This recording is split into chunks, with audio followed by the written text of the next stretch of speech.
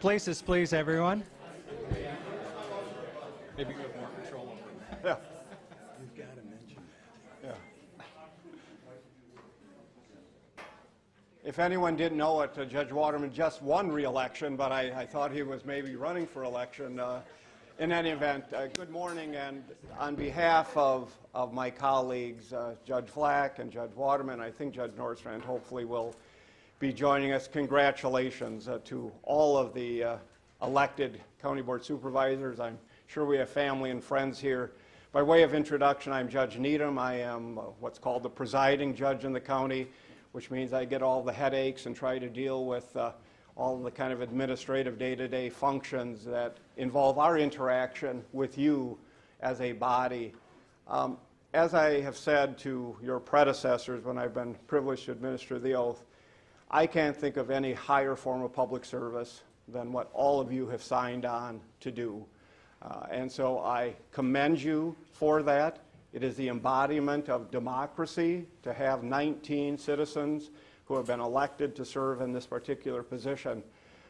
The courts in St. Croix County have enjoyed a healthy and positive relationship with the county board over, and I've been here now just short of 28 years, and it is a unique relationship as I talk to my other colleagues around the state in terms of the respect that we have for each other, in terms of our respective branches of government that we represent.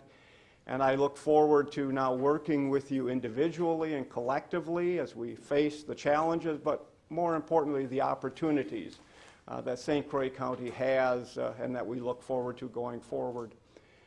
I also would like to offer to all of you, whether you're a new member of the board or continuing member, what we call Judicial Ride-Along, where we invite board members to physically sit with a judge on the bench for a portion of the day, for an entire day. I think it's educational, I think it is worthwhile, and gives you kind of a bird's eye view of what happens on the second floor. Supervisor Fiedler took advantage of that last week with Judge Nordstrand, and I think he would hopefully reinforce the value of that experience. So if you would be interested in that, let me or one of my colleagues or judicial assistants know. Child Support Tuesdays are always a good time, or any criminal intake is a good time, but if there's anything that you'd like to witness, come up and do that. I'm going to be administering the oath of office this morning, and I think you all probably have the printed oath in front of you, and so I will state a particular line and you'll repeat after me. Now the key is I will say, "I state your name." You will not say, "I state your name." You will say, "I," and then state your name. And then there's a portion where I indicate County Board of Supervisor. If you want to include your district, you can, but I'm just going to indicate you've been elected as County Board Supervisors. So with that said, it's my privilege to have you all stand, to raise your right hands, and to repeat after me. I state your name. Having been elected to the office of County Board Supervisor. Swear that I will support the Constitution of the United States. Swear that I will support the Constitution of the United States. And the Constitution of the State of Wisconsin. And the Constitution of the State of Wisconsin. And will faithfully and impartially discharge the duties of said office. And will faithfully and impartially discharge the duties of said office. To the best of my ability. To the best of my ability. So help me God. So help me God. Congratulations to all of you.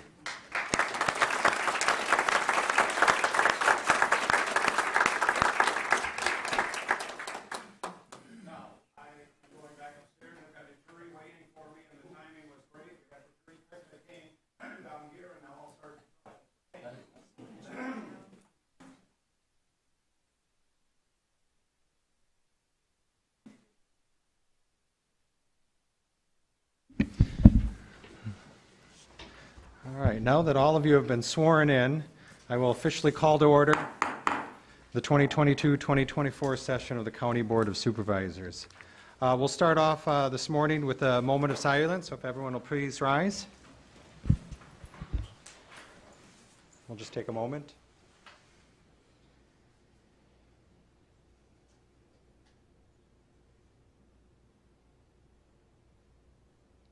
All right.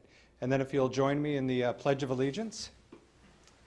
I pledge allegiance to the flag of the United States of America and to the republic for which it stands, one nation, under God, indivisible, with liberty and justice for all. All right, please be seated. County Clerk, please take roll. So in front of you, you have your remotes. Press yes or present and confirm.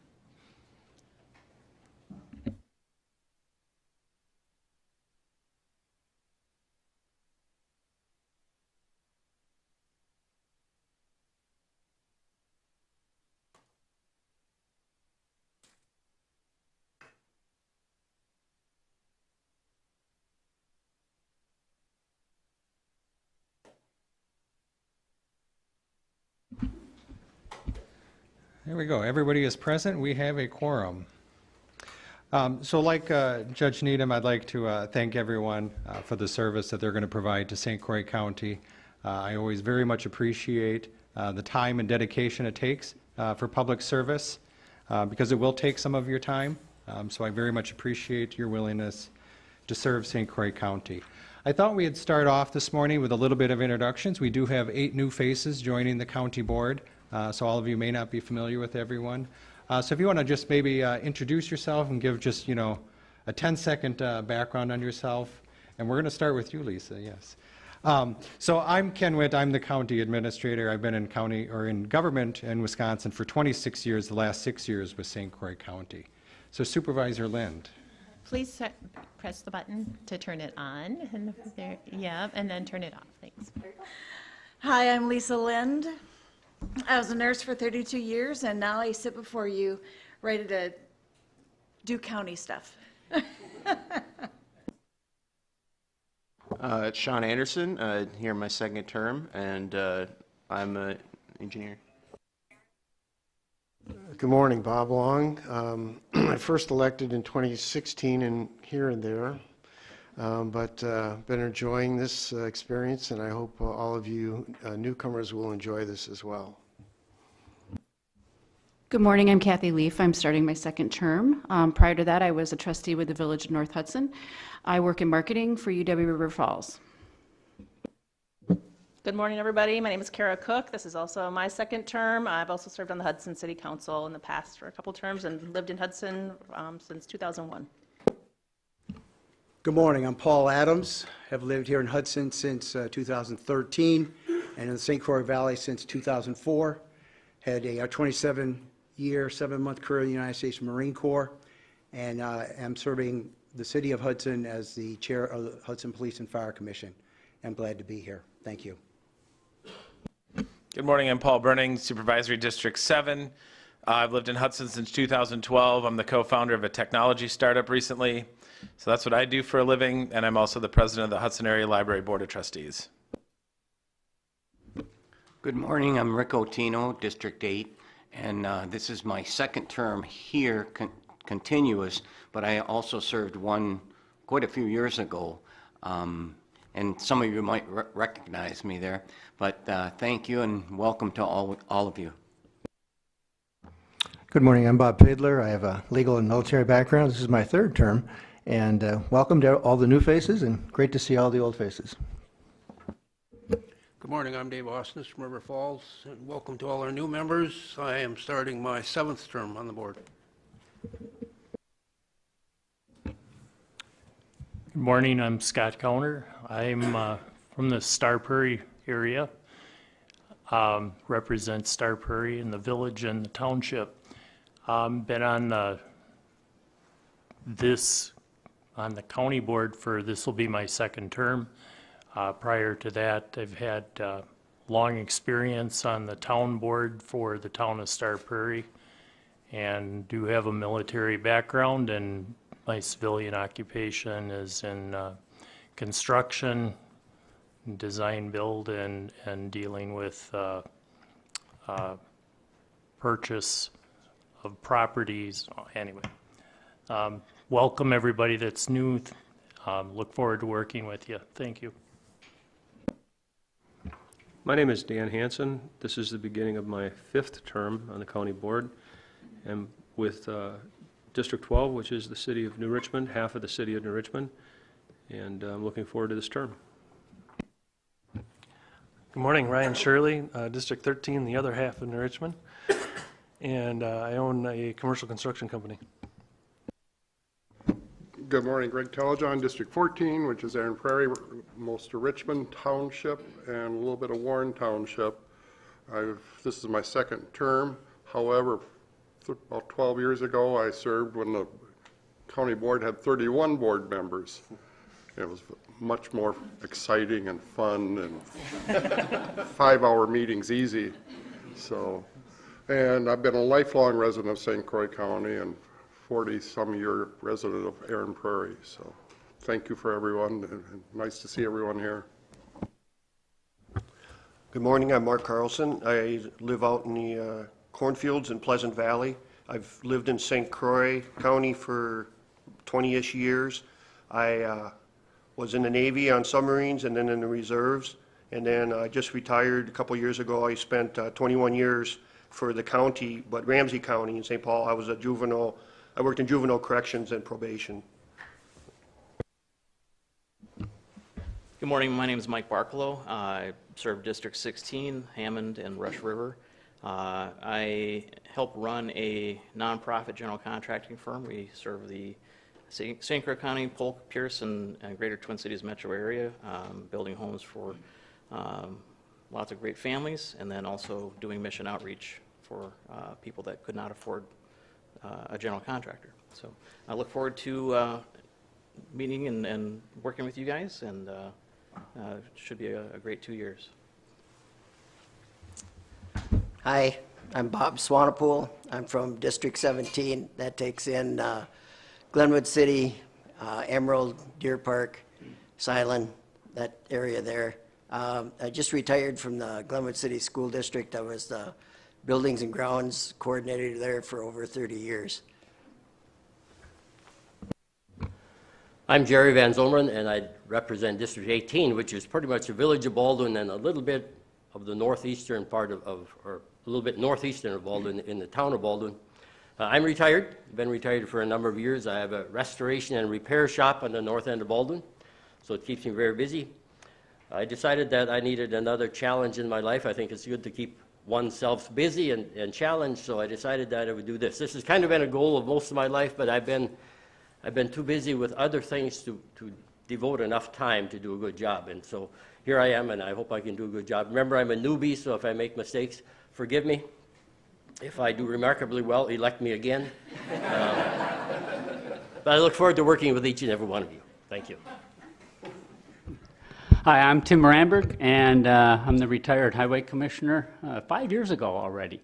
And I have a small business on my own now, and I just want to keep my head in the game, and I'm really looking forward to working with you all again, and those of us that are new. So this is my first term, District 19. I live in the town of O'Galley.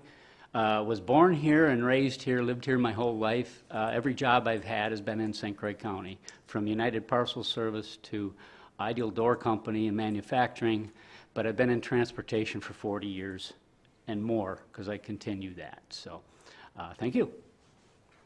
All right, well, thank you all very much. We're going to do a short presentation now with our Corporation Counsel about how to conduct meetings before we start with some of the voting items.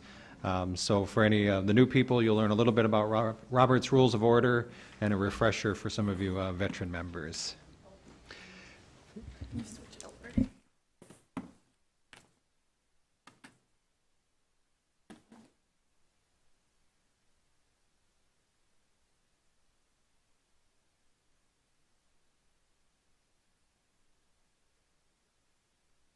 All right. My name is Heather Amos. I'm the Corporation Counsel for St. Croix County. Basically, that means I'm the legal counsel for the county board, for civil actions that the county is involved with, and also provide advice to the departments. So if you guys have any questions after today's meeting or at any time while you're serving your term, please feel free to stop by my office, and hopefully I can answer the question for you. So the first presentation today will be running effective meetings, basically learning about Robert's Rules of Order and also the rules and bylaws that St. Croix County follows. So the county board follows parliamentary procedure, and so the object of the rules of the order is to facilitate the smooth functioning of the assembly and to provide a firm basis for resolving questions or procedures that may arise. For many organizations, we use Robert's Rules of Order, which the book I have by Ken. If anybody would like one of those, we have a couple copies in our office if you'd like to borrow.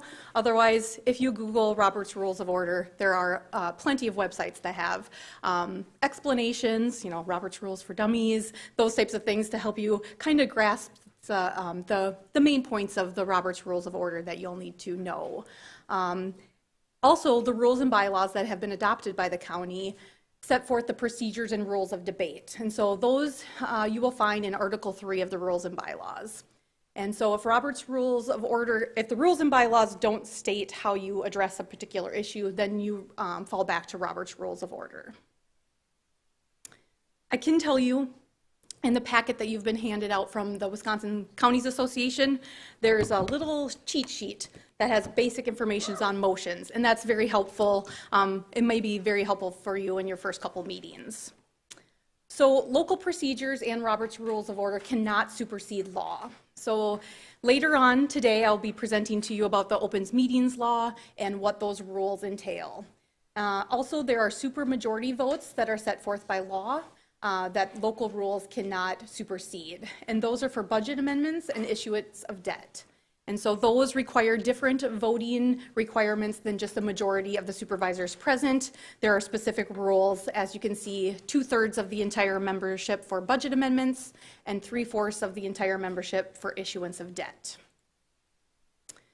So the next couple of slides will go through how you address each other when you're in this meeting. The presiding officer, which is the chair, should not be referred to by their name. Specifically. So you won't say Bob, you would say Chair Smith.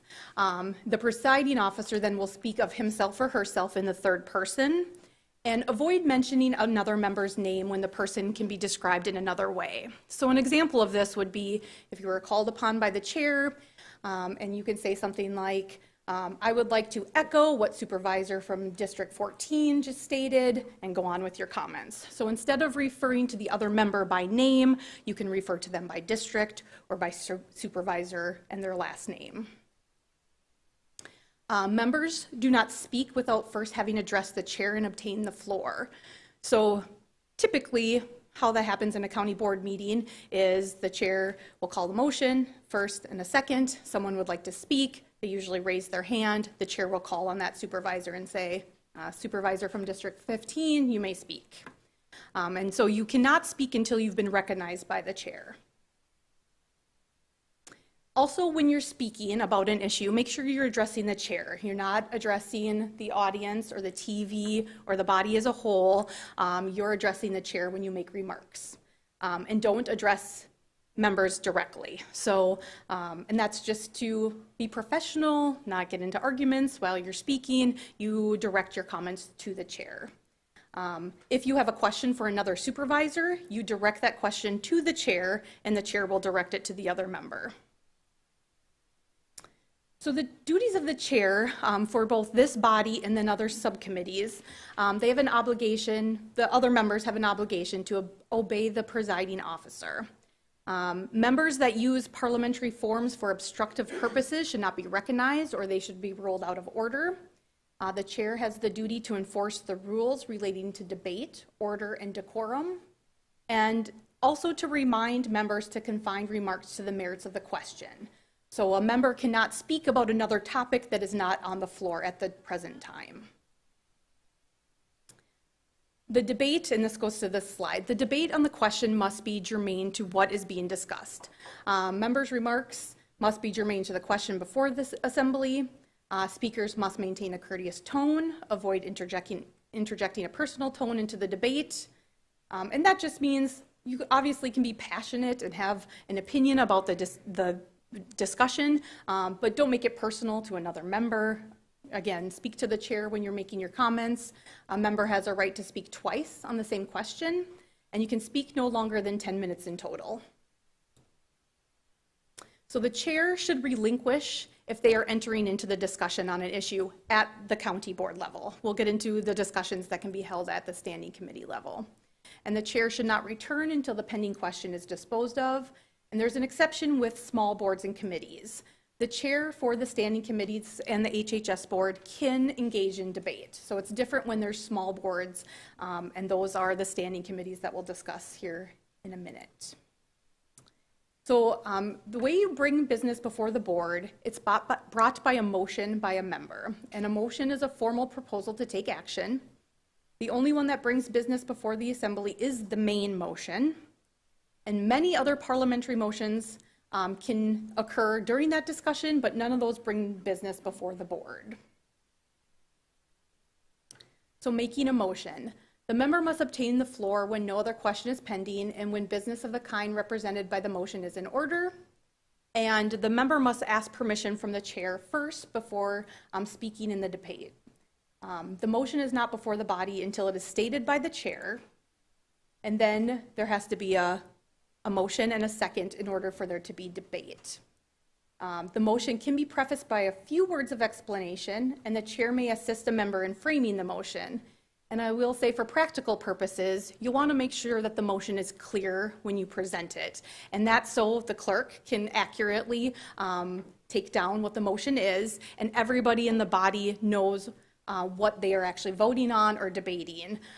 You'll see it will probably happen. There'll be some confusion as times as to what the motion is that is being presented, and so we'll ask for clarification, but try to make sure that everyone knows what it is that you're making the motion on.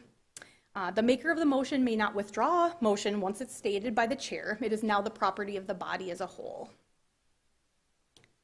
The discussion of any question is permitted only with a reference to the pending question. And obviously I've said that a couple times now, and that's just to remind you that the only discussions that should be had is on the pending motion, not things that are too down on the agenda list. Make sure you're just debating and discussing about the current motion that's pending. Until a matter is brought before the board in the form of a motion, it cannot be debated.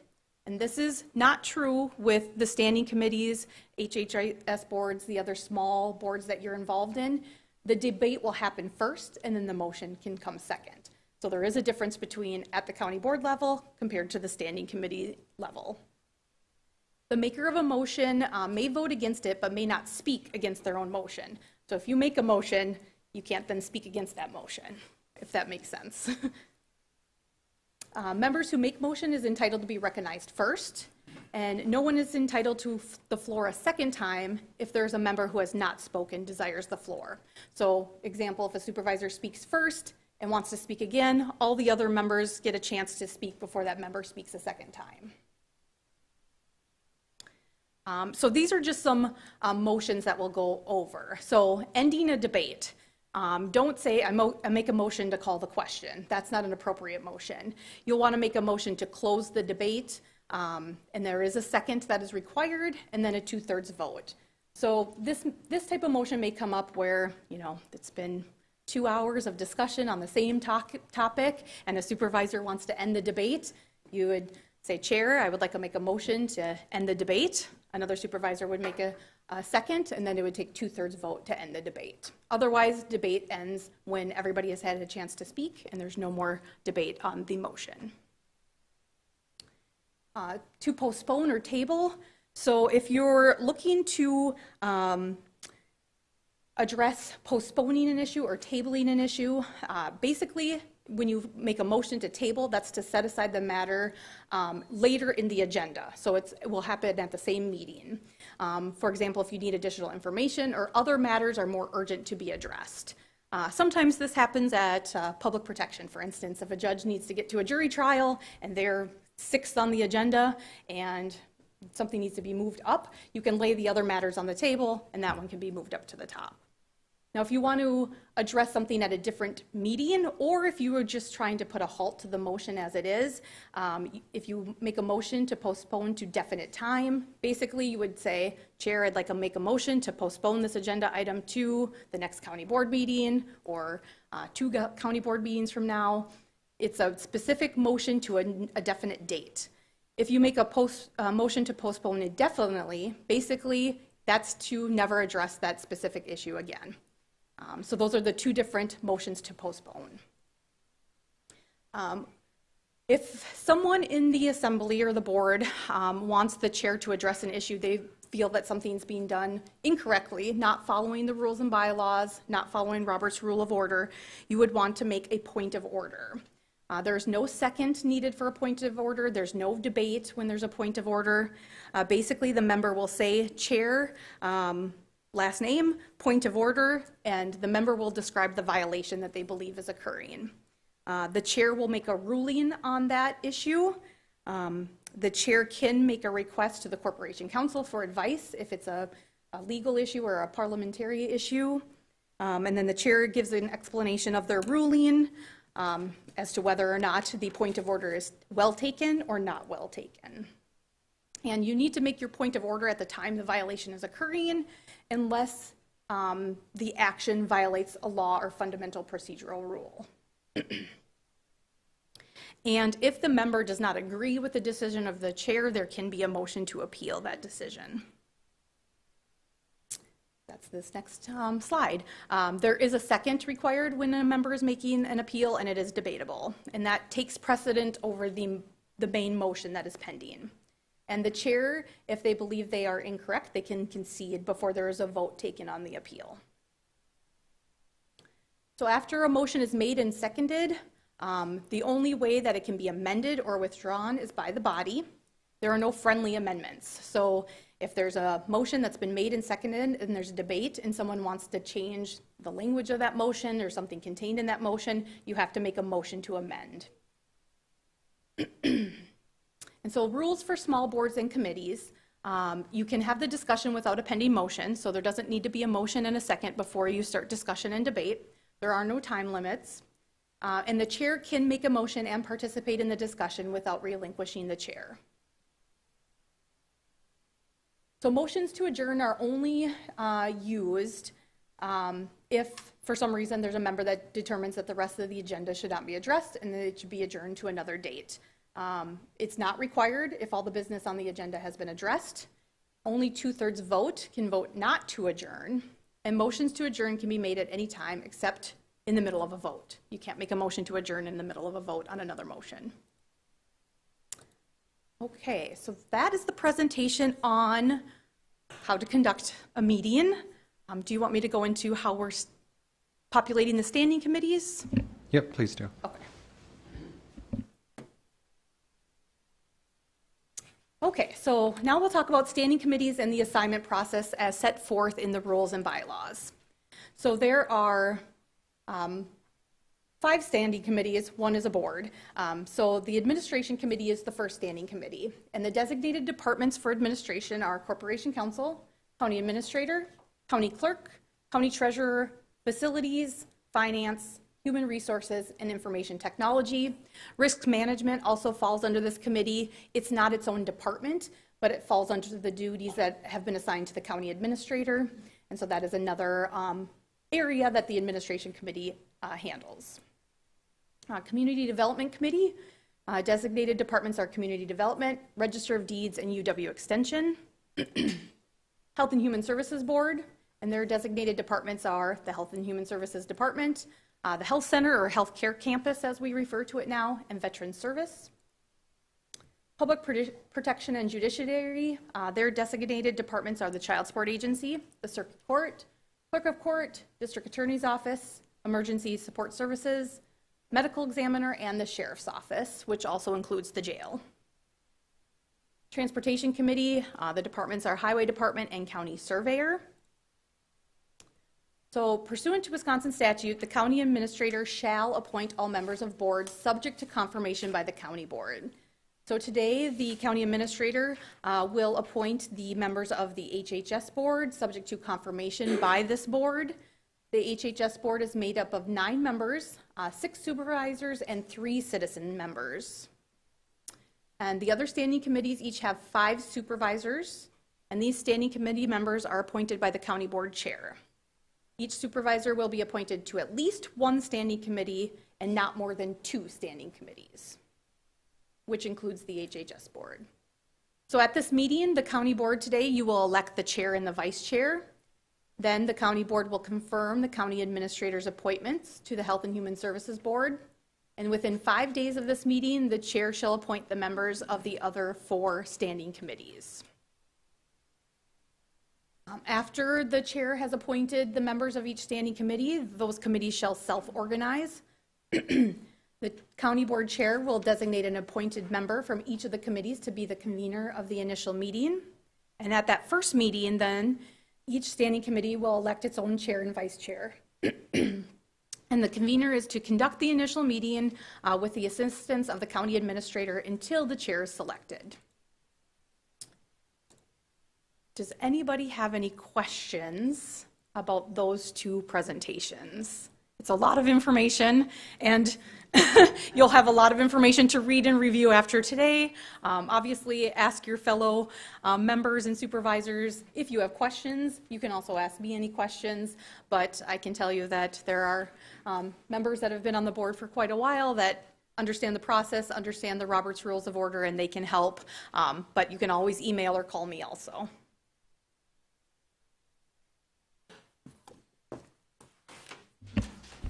All right, thank you, Heather. So the next order of business then will be the election of the chairperson. And so we will open the floor to nominations for a chairperson. Supervisor Burning. I nominate Bob Long as chair. Second.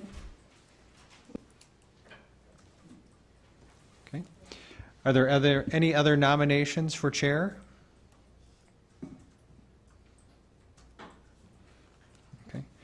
Not seeing any. We should do the answer the questions now. So in the packet, we have a list of questions the chair is to tell you about before you vote for the chairperson. So go ahead, Supervisor Long. Okay. Major objectives and priorities.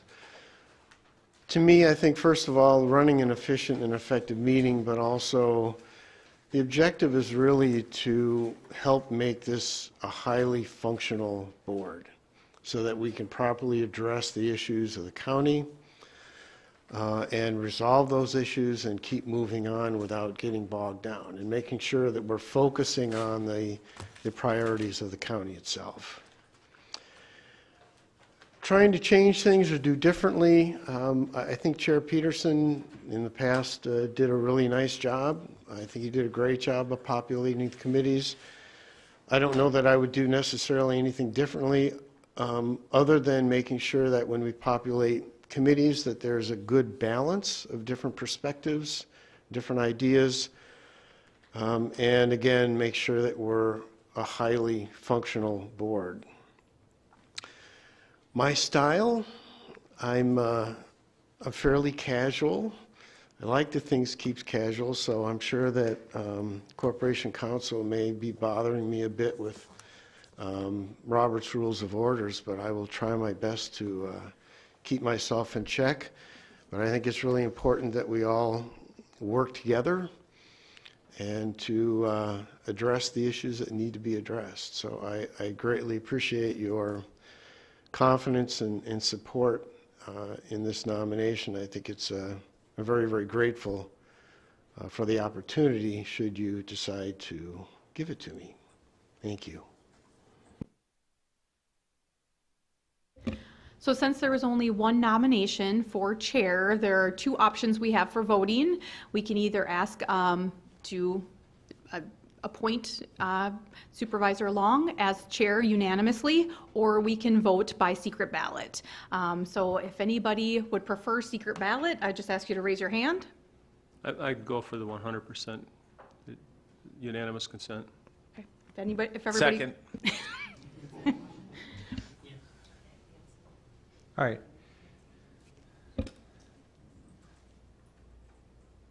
So we're going to vote on the motion to cast a... All right.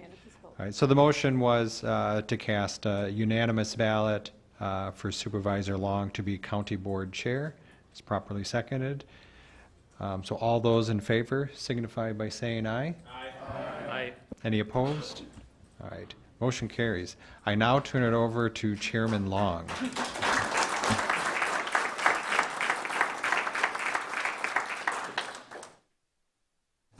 So now I get to run the meeting. Do you want to come on up, Supervisor Long? Yeah.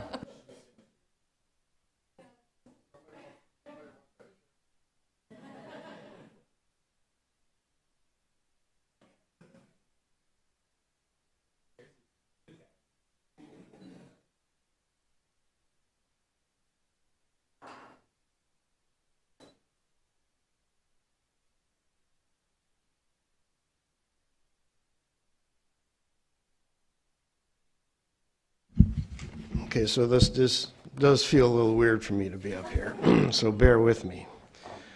Okay, so I believe the next item on our agenda then is for the election of the vice chair. Do we have any nominations? Supervisor Osnes. Thank you, Mr. Chair. I would respectfully nominate Bob Fiedler as vice chair. Second. Second by Supervisor Burning. Other nominations for vice chair? Other nominations for vice chair? Again, the vote can be either an oral one or they can do a secret ballot. So we now then have the choice of doing a secret ballot or an oral vote. Supervisor Burning? I move for an oral vote, unanimous. I'll second. Who is the second? Sorry. Supervisor Hanson?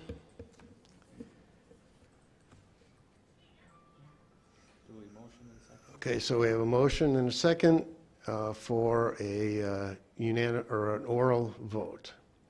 A unanimous vote.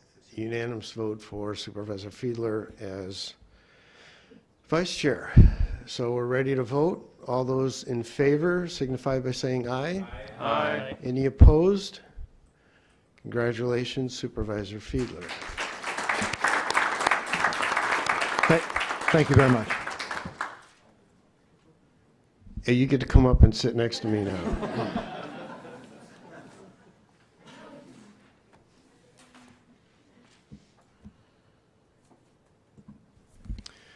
Okay, the next order of business, appointments, confirmation of the county administrator appointments to the Health and Human Services Board.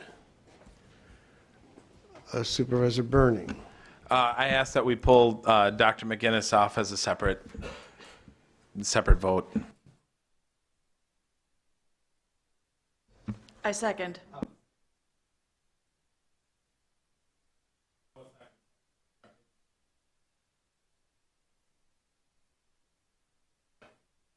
Okay, so we need a motion to approve the appointments, and then there'll be a motion to modify the appointments, or the vote on the appointments.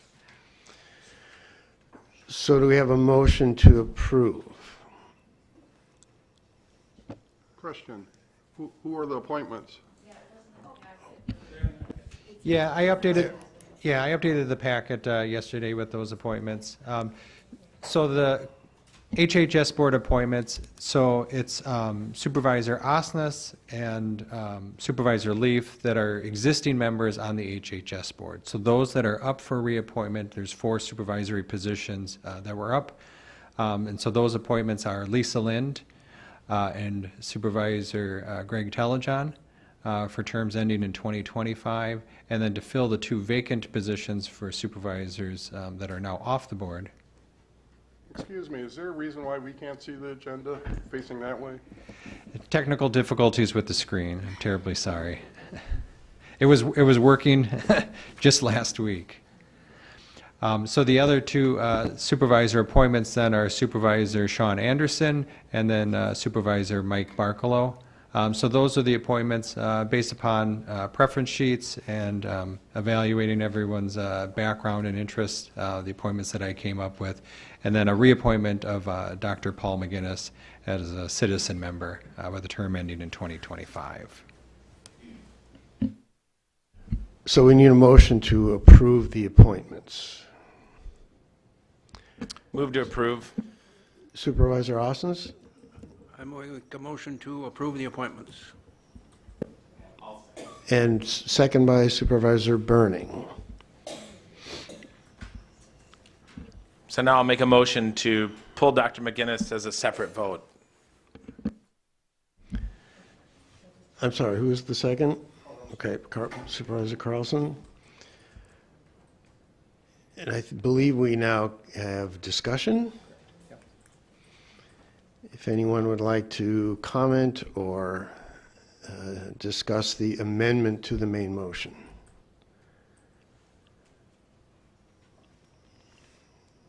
All right, hearing none, we're ready to vote on the amendment to pull the appointment of Dr. McGinnis as a citizen member separate from the rest of the board members.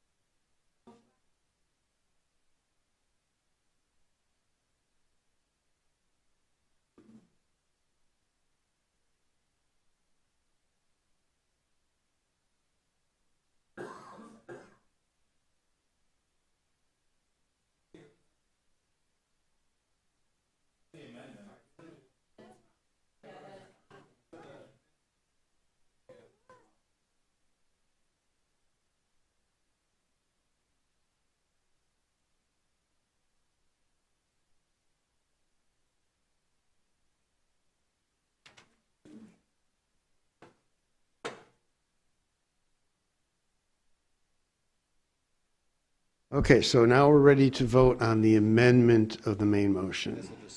To split the vote between the supervisors and the citizen member.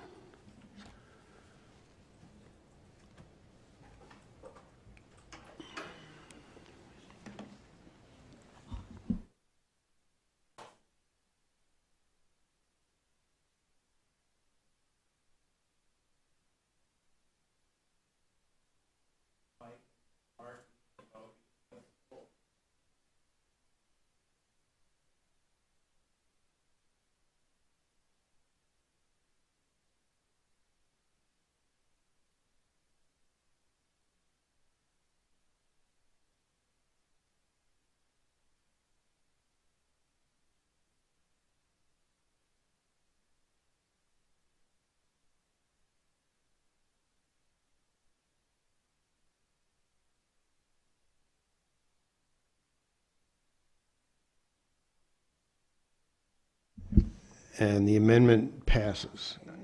So now you'll split it in two.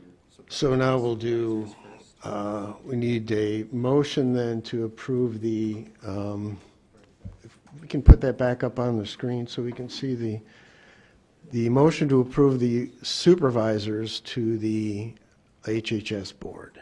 And that'll be Osnes and Burning. Osnes and, oh, Osnes, okay. Supervisor Osnes made the motion and second by Supervisor Burning.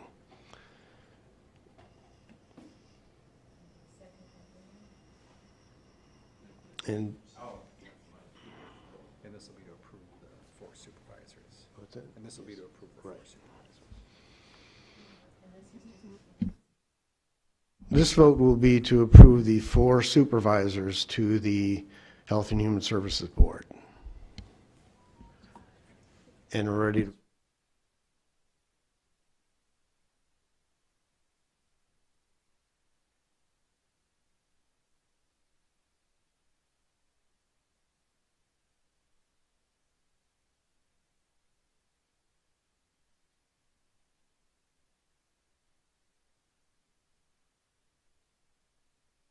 Okay, those supervisors are confirmed for the HHS board, and then we'll now have a separate vote for the citizen member, Dr. Paul McGinnis. Do we need a separate motion? So we'll need a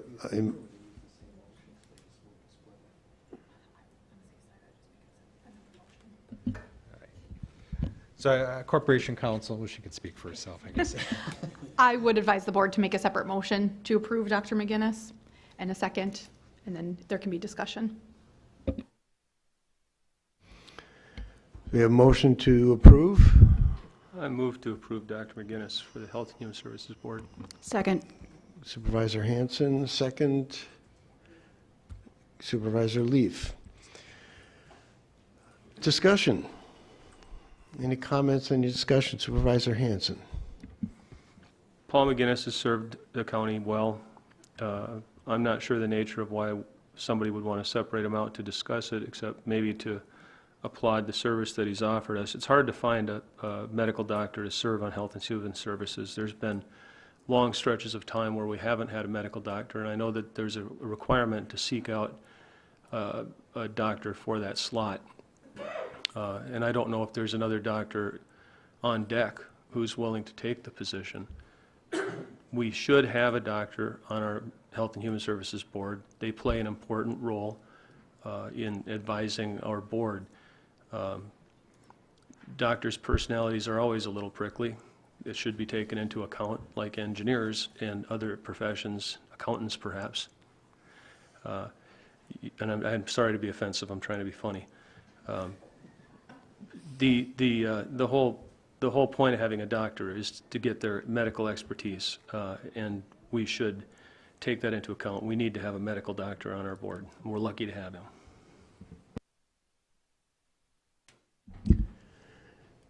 Any further discussion, comments? Okay, at this point, we're ready to, yes, Supervisor Carlson. I'm reluctant to support Dr. McGinnis. I did not, he lost our trust during the handling of the COVID. We found him kind of divisive and didn't listen to people when they talked. That was the impression he gave people. So I cannot support Dr. McGinnis being on. Other discussion, comments? Supervisor Leaf. I echo what Supervisor Hanson said. I think he's served us well. I think the divisiveness that you saw during COVID-19 was all across the country. He was using science-based recommendations. That's what we need. We need somebody that is grounded in science to advise us. So I support Paul McGinnis. Other comments? Supervisor Telejohn? I also support Dr. McGinnis. He's given sound scientific advice, and as Supervisor Hanson has said, we need somebody with a medical profession on our board, yeah, I'd be voting for Dr. McGinnis. Any other discussion, comments? Okay, so at this point, we're ready to vote. The motion is to approve citizen member Dr. Paul McGinnis to the HHS board.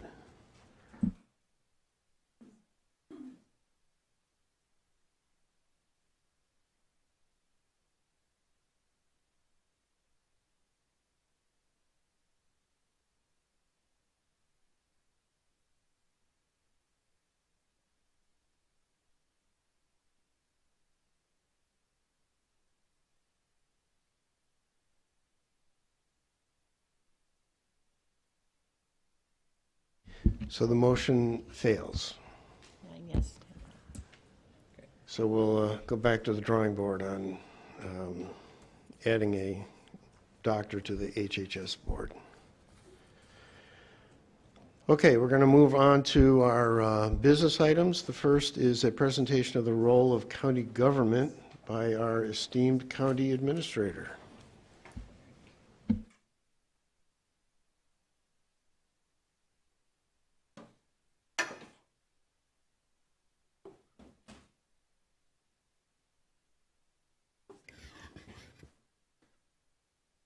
All right, thank you, everyone.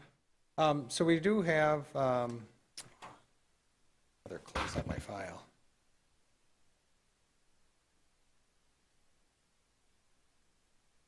All right. So we do have lunch coming here in a little bit, just so you guys know. So if you're getting hungry, we'll be bringing some food in. We're going to go through some presentations today now. giving you some background information on the different things that you will need to know as a supervisor. And what I'm going to present to you on is the role of county government, sort of go over supervisor's role, what the staff's role is, what a county board chair, what a committee chair, just so we're all on the same plate of where the different pieces of the puzzle fit together. So first off, counties have a dual role. So a county is an arm of state government. So we perform things for the state. Law enforcement is performed on behalf of the state. Vital records retention is on behalf of the state. Circuit court elections, we're performing those for the state. We also have local control though over certain things, not dictated by the state, like parks, land use regulations, soil conservation, county extension. So we have a dual role, which is different than other layers of government. Our powers are granted by statute. Counties do not have home rule authority. So a city is a home rule authority. So city government is different than county government. A city has home rule authority and can do whatever it's not prohibited from doing by the state statutes. So counties are just the opposite. Since we're an arm of the state, we only have the powers that are expressly granted to us by statute. For example, public protection and safety, it's under Wisconsin statute 59.54. So if there's something that you want to do, I'm going to ask you which statute authorizes us to do it. Because if it's outside the box, that's not county's role, that's a city's role. Counties do have the ability to levy taxes, and we have administrative and management authority only to the extent not otherwise provided to others by statute. So some of the things that we do, just know that somebody else has been delegated that authority to do that. Basic county board functions. So we want you to be involved. We want you to represent the public and to be accountable to the public. We want you to provide leadership for the county. Now I do want to say that that's different than day-to-day management. We want you to approve budgets and to levy taxes, to set the policies for the county, looking at the overall mission and purpose, the vision for the county, long-term, strategic, addressing key issues and opportunities. We want you to set expectations, delegate that work to the staff, and then evaluate our progress.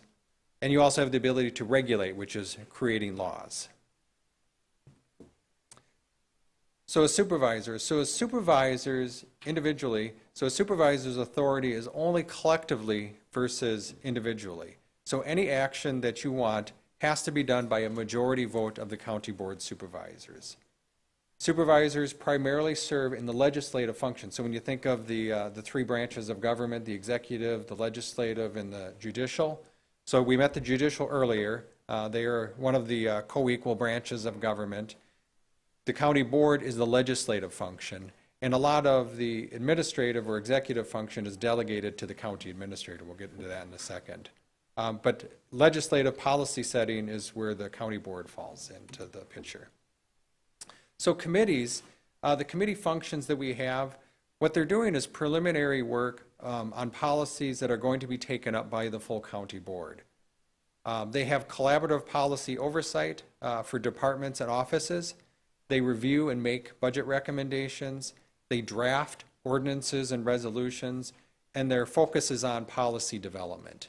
One way to think about committees too is anything that's coming to the county board generally has started at a committee level. So when you want something to happen, we're going to refer you to the appropriate committee, and that's where it'll start before it comes to the county board. Committee chairs, when you're appointed to a committee or commission chair position, and that's by vote of the memberships of those committees or boards, your responsibilities are for setting the agenda, presiding at the meetings, and then you will make reports and recommendations on behalf of that committee to the county board. So how does the board make its policies? It's through plans, budgets, ordinances, and resolutions. So plans are involve setting a desired future condition and the steps to get there. So we have a number of different plans that we do periodically. So we have a comprehensive plan. In 2010, it was required by the state that every municipality have a comprehensive plan, and it's required to be reviewed every 10 years. We have other plans also, like our strategic plan, our capital improvement plans, our park plans. These are ways that the county board is setting the policy and direction. It's the guidance that you're giving to the staff of what you want to see happen in the county. We also have the budget. It's an annual document, and it's a document through which the board determines what services are going to be provided, how they will be funded, and to what level they will be funded at. And I will tell you, this is the most important document that you will approve every year. This is authorizing over $100 million to be spent, and you're delegating that then to the staff to implement. So we do spend a lot of time on it and go through it in quite a bit of detail. And we'll follow up at the end of the day once you guys get a little bit tired, and we'll go into the budget a little bit more. Ordinances. So an ordinance is a local law. So it prescribes rules of conduct related to the corporate powers of the governmental body. It's enforced by officials of the governmental body, like the Sheriff's Department, and it includes court actions. So it's intended to be a permanent part of the governmental code. Ordinances can also be regulatory, such as licensing and zoning. Different then is resolution. So a resolution addresses or deals with matters which are less permanent or temporary in character. It's used to grant special privileges, state policy, express opinions, or communicate with other governmental bodies like the state. If we want to give the state our opinion, we do that in the format of a resolution. A resolution may also be used to adopt a budget, which is how St. Croix County adopts our budget, is via resolution. The County Board Chair. The role of the chair is to preside over meetings of the County Board of Supervisors. The chair will appoint the standing committee members. The chair can administer oath, countersigns all ordinances, and commonly acts as a spokesperson for the county board. So the press was here earlier. I don't see them now, but they'll be looking for you, Chair Long. So the forms of government in Wisconsin. So there's three forms of county government that are authorized: a county executive, a county administrator, or county administrative coordinator form of government. Under the county executive, it's an elected chief executive officer. They coordinate and direct all administrative and management functions. They appoint department heads and members to boards and commissions, subject to county board confirmation, which we just saw. And then they also submit an annual budget, and they have veto authority. So any action that the county board took, the county executive can veto, and then the county board will be able to override that. That's not the form of government we have. We have the county administrator form of government, which is appointed by a majority of the county board. It's the chief administrative officer of the county. It has the exact same wording, though: coordinates and directs all administrative and management functions. The exact same wording of appoints department heads and members to boards and commissions, subject to county board confirmation. The same, submits the annual budget. Indifferent, though, the county administrator doesn't have veto authority, so I only listen to what you say. And they're appointed solely based upon merit.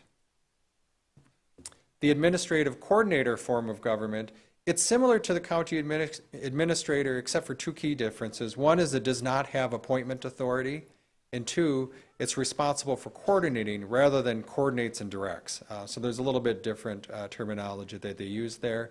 And a county is required to designate an administrative coordinator if it has neither an executive or county administrator. That's how there's three forms of government that are available to counties in Wisconsin. We also have constitutional officers that we deal with the county. They're provided for by Article 6 of the Wisconsin Constitution, and their duties are detailed in Chapter 59. So we have the sheriff, the clerk of courts, register of deeds, the clerk, and the treasurer. These are all of the constitutional officers that are on the county's payroll. So they are elected positions, still show up on our payroll. So we have a unique relationship with those constitutional officers. There's also the district attorney and the circuit court judges.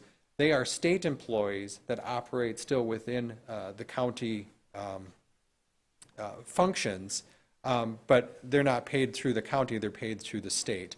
But they are also constitutional officers, just a little bit differently structured. The county board has very limited control over the constitutional officers.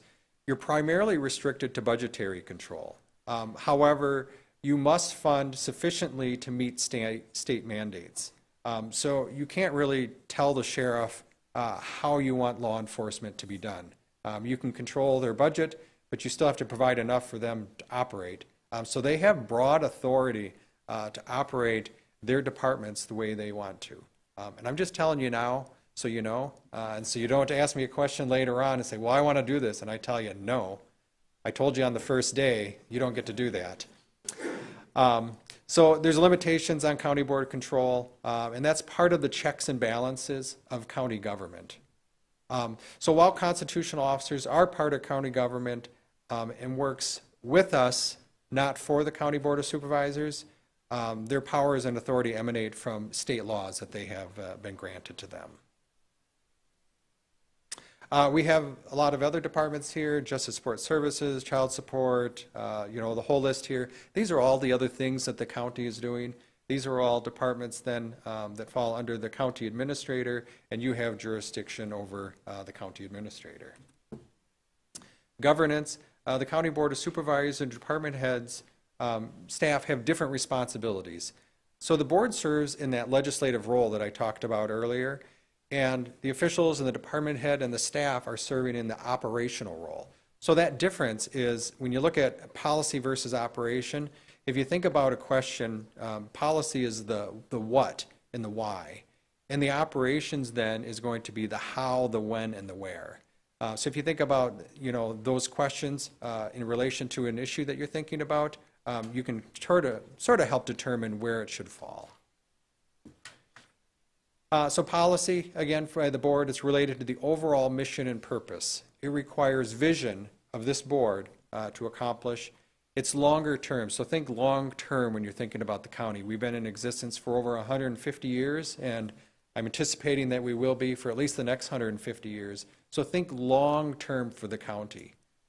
The county board policy should be addressing key issues. It's strategy development, and you have a duty to the electorate, and that's who you report to. So the operations, the staff, so their duties and roles and responsibilities are a little bit different. They're responsible for implementing of the policies and strategies that you have identified. They're responsible for the day-to-day operations of what's going on in the county. They address department and individuals' issues, which require the attention to the detail and usually require some specialized training. And they have a duty to carry out the policies that the county board has established. Staff roles and responsibilities. Primary duty, so this is an expectation of what you should have for the staff, is that during meetings, they should be prepared to answer professional questions and present professional reports to enable you, the elected officials, to make an informed decision. The staff should be prepared to offer alternatives and recommendations as needed to you. The staff has an obligation to remain politically neutral. They should never take a position based upon politics. But with that said, a supervisor should not assume that staff are taking a side just because they've received an answer that they had not hoped for. There are additional resources. This is just a brief overview of everything that goes on in the county. But you can read Wisconsin State Chapter 59 if you'd like more details. You have the Wisconsin County's Official Handbook. That's a great resource that's available to you, the WCA put out. The Wisconsin Counties Association website, St. Croix County is a member of that. They have a lot of resources. WCA is an association that works with the state on the formation of public policy, so we work with them to get policy implemented in the state that's beneficial to St. Croix County. They have a number of seminars and meetings and conferences that are available to you, so please feel free to take advantage of those resources. We cover the cost of that. And then WCA has a county officials workshop. It's a one-day workshop designed for newly elected officials to learn about best practices. May 11th is the meeting that's closest to us. That's in Eau Claire. I have a sign-up sheet that I will circulate around for that so that you can sign up if you're interested in attending that one-day workshop in Eau Claire.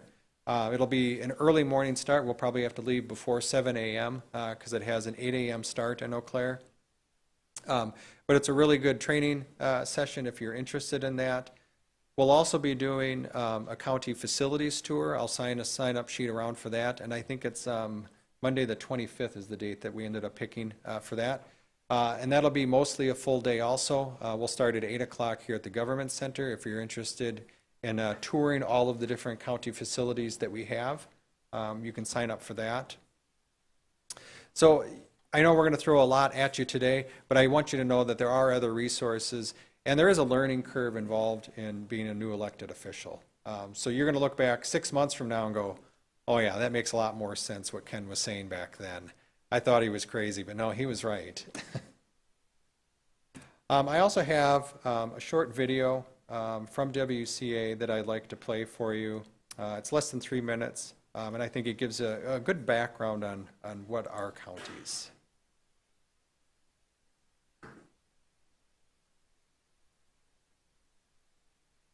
There are 72 counties in Wisconsin, keeping together the fabric which makes our communities great places to live, work, and raise a family. While we know what county we live in, most of us don't know what counties do. Think about your day so far. Did you get to where you are on a state highway or a county road? That road was maintained by the county. If it snowed last night, guess how the road got salted and cleared? That's right. A county snowplow was out there working for you. Whether you realize it or not, your county is part of almost every milestone in your life. The Register of Deeds provides us with birth and death certificates. When you bought your home, the Register of Deeds recorded the sale. Getting married? You'll need to stop at the county clerk's office to make it official with a marriage license. Have you voted? The county clerk oversees all elections. Counties also play an important role in economic development by encouraging new investment in our communities. This investment results in new jobs and a higher quality of life for our citizens. Counties do lots of other important things too. Have an emergency? The 911 dispatch center is run by your county. And county sheriffs provide law enforcement and operate the jails. Counties also operate the state court system. County health departments protect public health and make sure our communities stay healthy. Counties are responsible for the places you love to go, like county parks, airports, and zoos. And counties help care for many of our most vulnerable citizens. The Human Services Department looks out for our children, the elderly, and people with disabilities, and administers state and federal aid programs. Counties also help farmers through conservation efforts and work to keep our lakes and rivers clean. So even though you may not be aware of it, counties touch nearly every aspect of your life. What may be even more surprising, however, is what a bargain county services are. While we all know the feeling of opening up our property tax bill a few weeks before the holidays, did you know counties account for less than 20% of the average property tax bill? That's right. Less than 20 cents on every dollar you pay in property taxes goes to fund the services which make Wisconsin such a wonderful place. The state relies on counties to provide the best state services efficiently and at the lowest possible cost to taxpayers. So that's the county story. Want to learn more? Get to know your county elected officials at your county's website. Check out a meeting of your county board. It's open to the public and held at your local courthouse. Or visit the Wisconsin Counties Association at www.wicounties.org. Counties, helping to make Wisconsin great.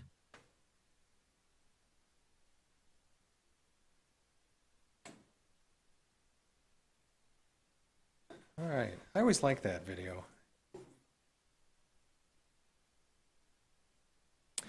All right. So next up on our agenda is standing committee descriptions. We're going to take maybe a short break, if that's all right. Supervisor or Chairman Long. I got to get used to it also. Yep. So lunch has been brought in. I didn't even see him bring it in. But lunch is here, so take a short break so everyone can grab something to eat. And then we'll work through lunch then, so about 10 minutes. We'll work through lunch then, and we'll have the department heads present on the different standing committees. Yeah, let's do 10 minutes. Thank you. All right.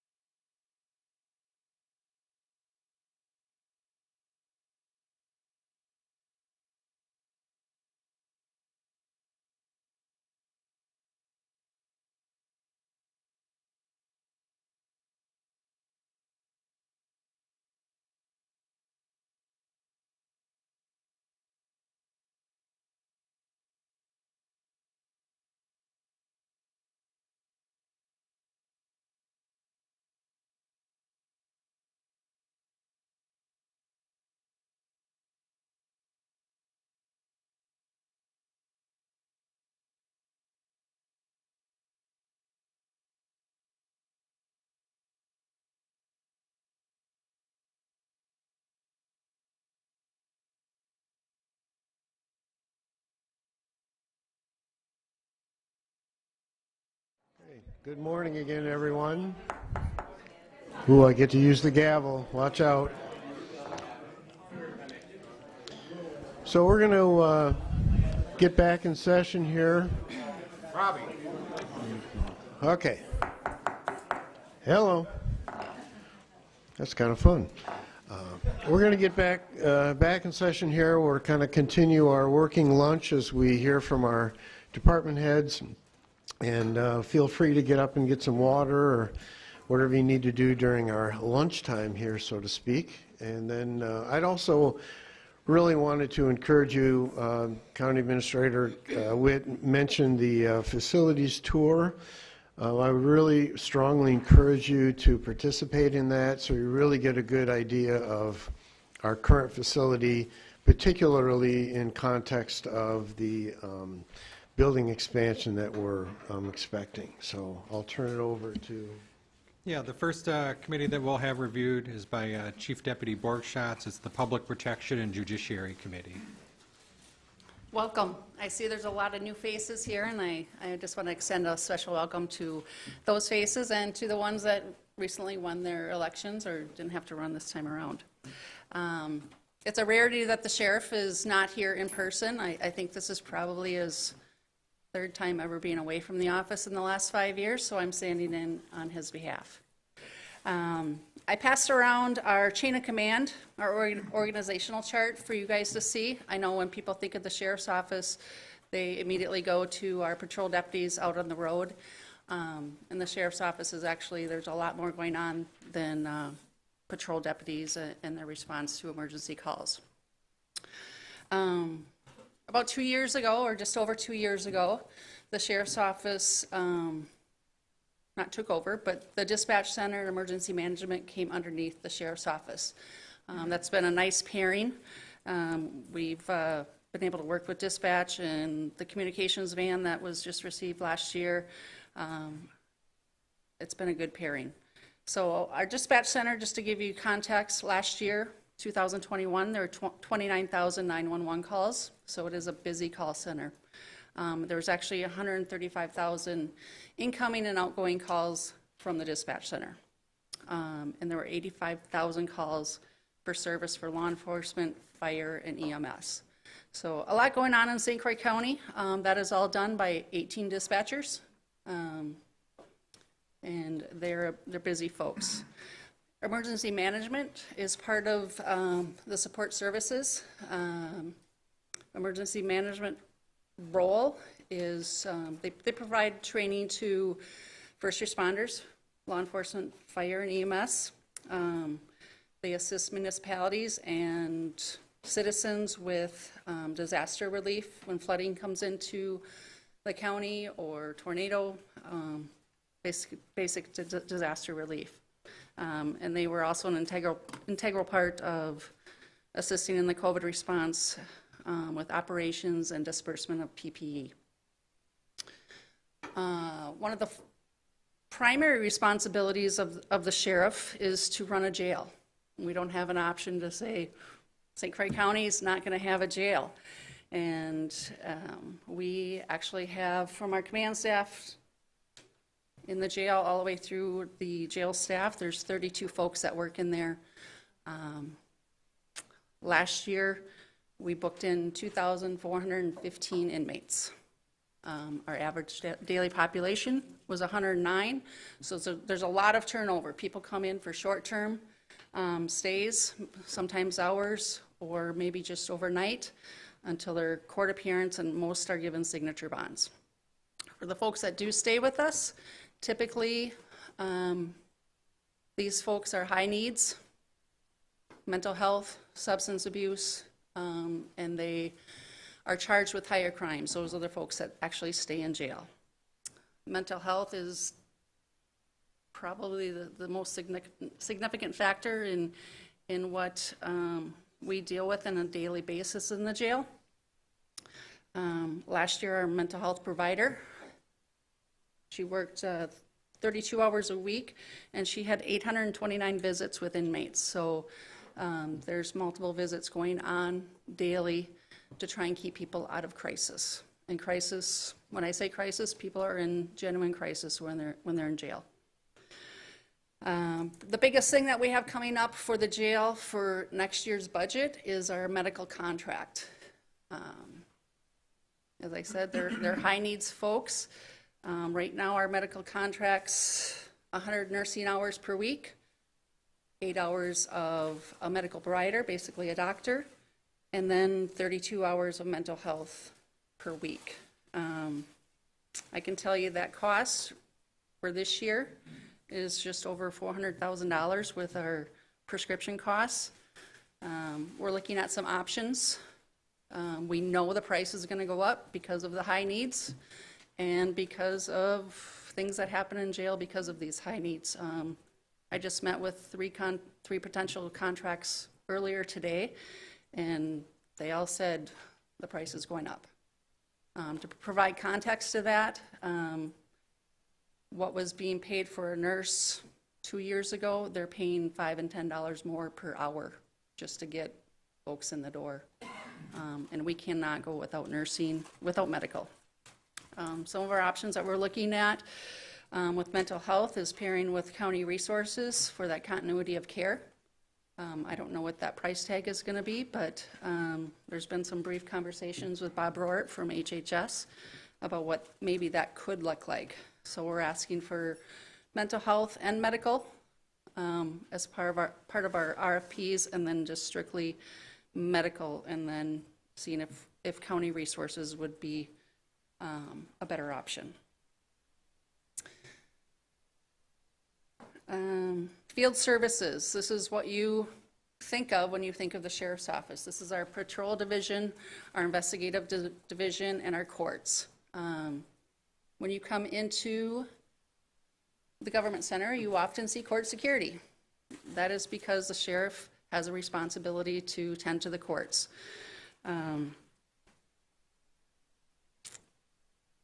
Last year, our court services department, they did 357 transports, meaning they brought 357 folks from either a mental health hospital, another jail, a prison, back to St. Croix County to be seen in front of our judges here. So beyond what they're doing in the courthouse, they're also arranging a lot of transports and tending to the courts and making sure people are seen on their current charges.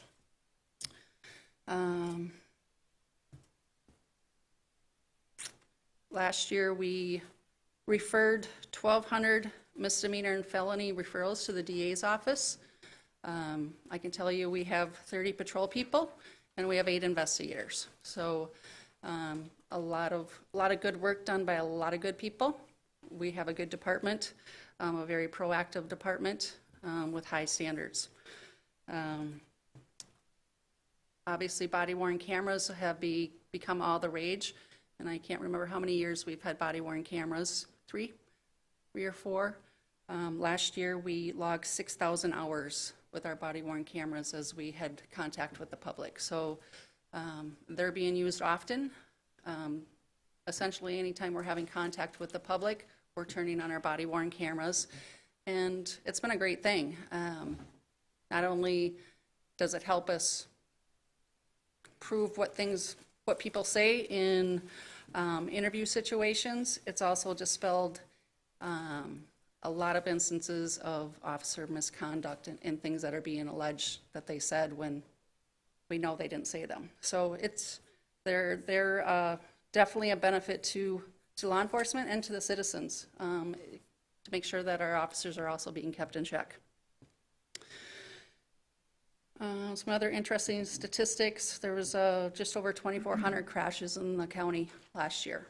Most of those concentrated on the west side, but obviously there's crashes throughout St. Croix County. One of the biggest things that we have facing us right now is our coverage. I talk about 30 patrol officers and people think that there's 30 people working. That's simply not the case. To explain it better, our patrol deputies work 12-hour shifts. They work half the days in a year because they work more hours in a day. And there's 2 shifts, so 30 goes down to 15 per day. down to 7 or 8 per shift per 12 hours. So if that makes sense, we have essentially 7 people working in the county at any given time, and that number has actually went up because we went to 12-hour shifts. That is before PTO, that is before sick time, that is before training, that is before court, other special assignments, FMLA, workman's comp issues. We're at 7. So we quickly can go down to 4 or 5 folks working the entire county. And I believe it's been about 15 years since we've added to our patrol unit, somewhere around there. And we will be looking at trying to improve those numbers. And again, getting 1 or 2 bodies is great, but you're only helping out 2 shifts out of the maximum of 4 shifts we have. Like I said, half the folks work on any given day, so 2 people basically is like a half-time position in any other office in the county that works a Monday through Friday, 8 to 4 schedule. So that is an overview of the Sheriff's Office. I handed out this organizational chart just so you could see all the different areas that we touch. If you have questions, I can take those. If not, for those that cannot go on the tour, there's an invitation extended to you by the sheriff if you want to come and tour the Sheriff's Office. In the jail, certainly you can do that and get a one-on-one with the sheriff or myself. So I think that's all I have. Chief Deputy Borgschatz, could you also just mention the other departments that report to the Public Protection Committee then? Other departments that report, clerk of courts, medical examiner, Judge Neenum as part of the courts is part of that, and I'm missing one. Child support. Child support. Thank you. Why didn't you just answer it? I didn't know I had to talk about them too. This is a chance for you to share with the board. Yes. All right. Is that it? That's it. Thank you. Thank you. All right.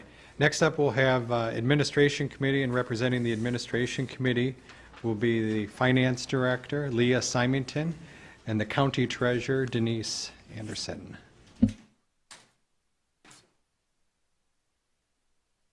Hello and welcome. Congratulations to all of you for being your appointed. I'm Leah Symington. I have been here for 2.5 years. I am the Finance Director. And I'm Denise Anderson, the County Treasurer. I've been here working in the Treasurer's office for almost 8 years now. Okay. Today we'll go over some of the responsibilities that the Administration Committee has. I'll start out with the departments that report to the Administration Committee. Those would be Corporation Counsel, County Administrator, County Clerk, County Treasurer, Facilities, Finance, Human Resources, IT, and Risk Management. And then I'll go into some of the responsibilities. The biggest one, of course, is the administrator's budget. So the Administration Committee is responsible for reviewing and forwarding the county administrator's budget to the county board. A lengthy process starts in March and goes through adoption, which is in November. They are also responsible for recommending budget adjustments to the county board.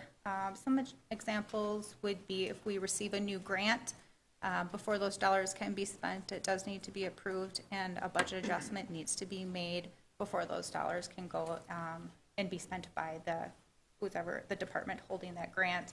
So just an example of what that might look like. The Administration Committee would also approve or disallow county administrator recommended changes for county insurance plans, which would include property insurance, casualty insurance, general liability, workers' compensation, and group health and life insurance. I do want to point out that the health insurance plan is reviewed during the budgeting process. Some of those can get more of the expensive items, so it is incorporated into the budget during that whole budgeting process. You would also annually review and recommend changes to the investment and purchasing policy. Approve or disallow contingency fund requests. So if there's an emergency or any of that type of situation, any department could come to the administration committee and recommend use of those contingency dollars. Would also review and recommend to the county board changes to the St. Croix County Library Service Plan. So kind of following up with some of those budget type items, the admin committee is also responsible for recommending changes to the salary structure for at least some of the elected officials. For example, last February, the admin committee approved a 4-year salary structure for both the sheriff and the clerk of court, who are up for election this year in November. And then you can see that coming around on the agenda in February of 2024, where the admin committee will be setting that salary structure for county clerk, county treasurer, and register of deeds at that time. Those are required to be set prior to a candidate filing to run for office, with the intent that if you're going to run for that office, you know what the salary is. And then once they're set, changes can't be made to those salaries afterwards. So they're not considered again during the budget process or with annual adjustments to the rest of staff. They're kind of handled separately. The committee is also responsible for the selling of tax deed land. So at least the past couple of years, the county treasurer's office has acquired a handful of properties by tax deed due to non-payment of taxes. And there'd be 2 items that would come before the admin committee. If that assessed value of that property is at least $50,000, then the admin committee would be responsible for setting a minimum purchase price or value for that property. Once that's determined, the county clerk would publish that property for sale, and then request and accept bids for the property, and then bring those bids back to the admin committee, who would ultimately make a decision on whether or not to accept which of those bids that's presented for purchase of the property. Kind of along those same lines, they're also responsible for recommending acquisition or sale or use of county land that is not otherwise designated by Wisconsin statute. Another item that comes up frequently on the admin agenda is recommending to the county board needed alteration of supervisory district boundaries.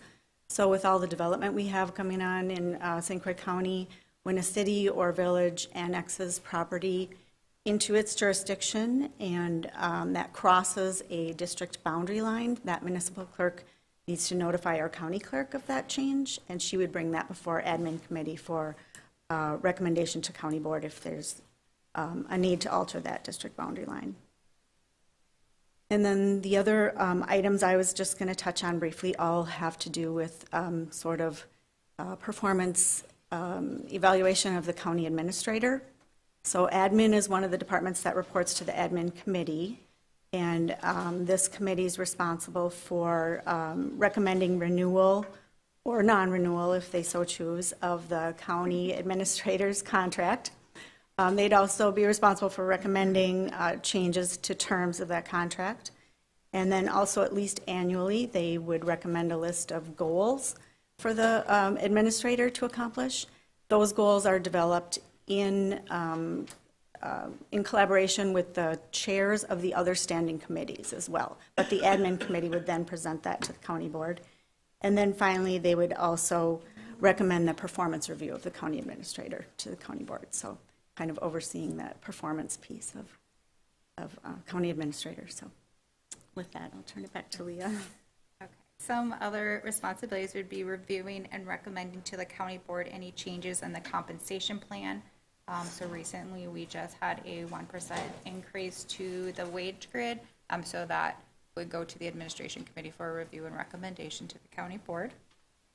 You'll be considering changes to the county board rules and bylaws throughout the year, and then in January for the preparation of adoption of those any changes in March. Recommend any long-term facility plans. As you know, the government center expansion was approved, and so that did go to the administration committee for recommendation to the county board before that can occur. You approve and disallow county administrator's recommendation regarding use of space in county-owned, leased, or managed facilities. So if we had any department outside of the county that wanted to come in and to utilize some of our space, you would be recommending those changes. And then you may recommend to the county board action to be taken by the county on any claims brought against the county that are outside of the insurance plan. And then you would also receive an annual review of any outstanding or open claims brought against St. Croix County from Corp Counsel and from risk management. So those are just a couple, or most of the responsibilities the administration committee is responsible for. Do you have any questions? Otherwise, let's. Yeah. Okay. Thank you. Next up is the Transportation Committee. Highway Commissioner Critchie.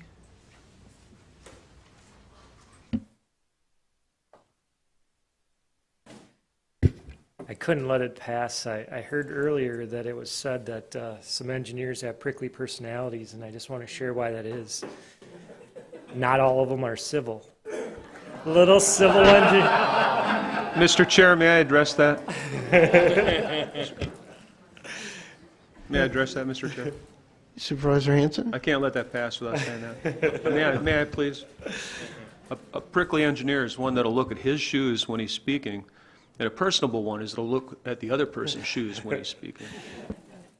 Sorry, I couldn't resist a little civil engineering humor after lunch this morning.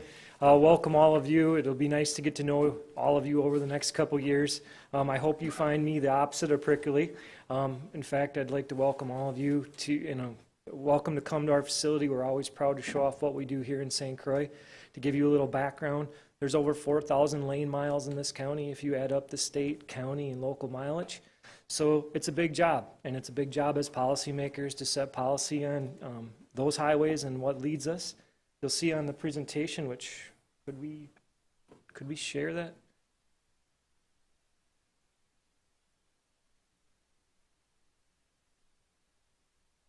So I just wanted to show a couple slides. We're a full-service county, from everything from construction to maintenance. We pride ourselves on being very efficient. If you look at our unit costs, we often lead the state with our production per unit. We're trying hard to keep that way. Some of the challenges you'll see on the committee, we're a rapidly growing county that faces a lot of traffic issues. On the right here, you'll see one of our projects that capacity becomes an issue with growth. And as capacity and growth happens, we have to be able to adjust our system to handle that increased traffic pattern. So part of the committee responsibilities, highway is somewhat unique. The highway committee is there's a lot of statute that drives the committee. We highlighted some of them here. You act as a policy-making body for the department to give us the broad outlines on how to operate.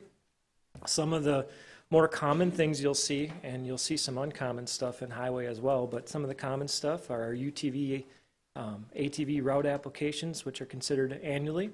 Work zone requirements. This is a big issue across the state right now, coming off Work Zone Safety Week. I always want to trumpet that last week. But we have a set of policies that we require both for ourselves and other contractors that work on the county system. Speed zone adjustments. As we talk capacity, that's something we have been seeing more and more requests from local jurisdictions to look at our speed limits on county highways. We base that all on a scientific speed study, but that's part of the role and responsibility. We'll bring recommendations forward to the committee. You would also be the body that hears appeals for permits. We permit all applications as far as access to county highways. That includes sometimes what's called the traffic impact analysis. We take that in to ensure that the highway is capable of handling the additional traffic loading, and we'd work with the developer or whomever to make adjustments and ensure that the system is safe.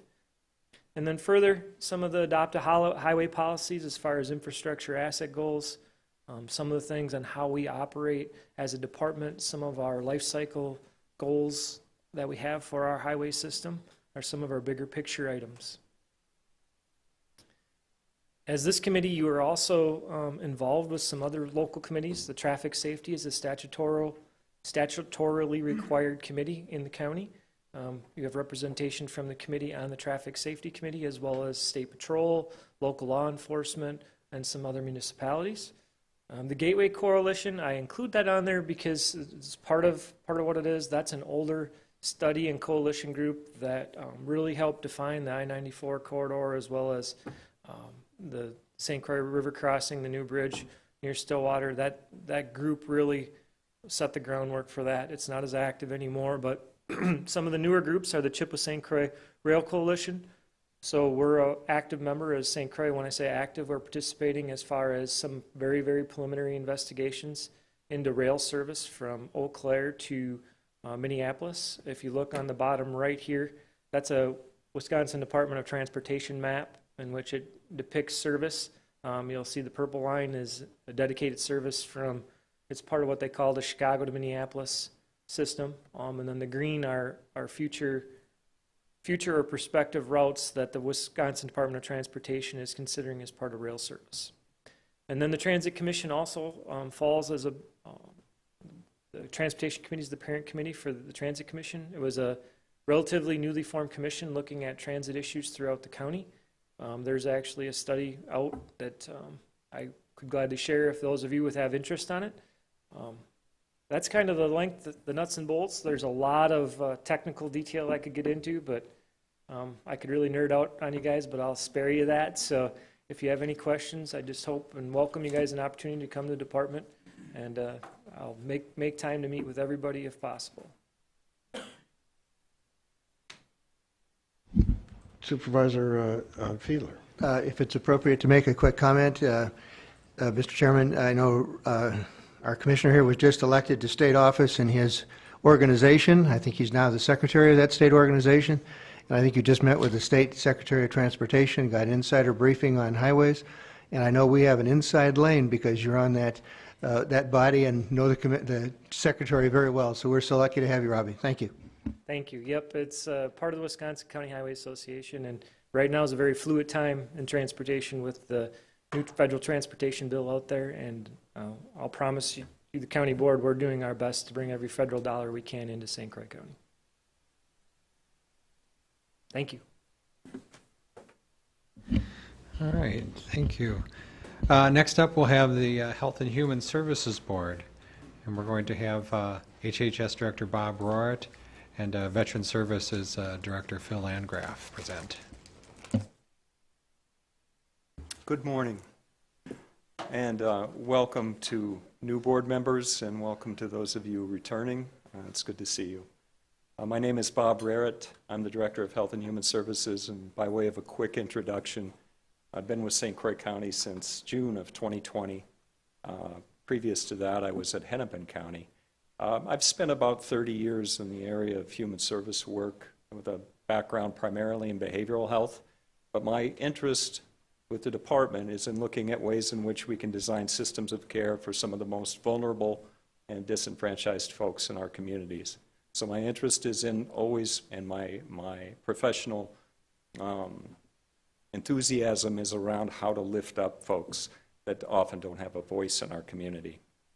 I used to live in Hawaii too, and believe it or not, my wife and I moved here about 8 years ago, and with the exception of this spring, we prefer living here to Hawaii. So that's how much we like St. Croix County. I'm going to be as brief as I can and then let Phil say a few words, but my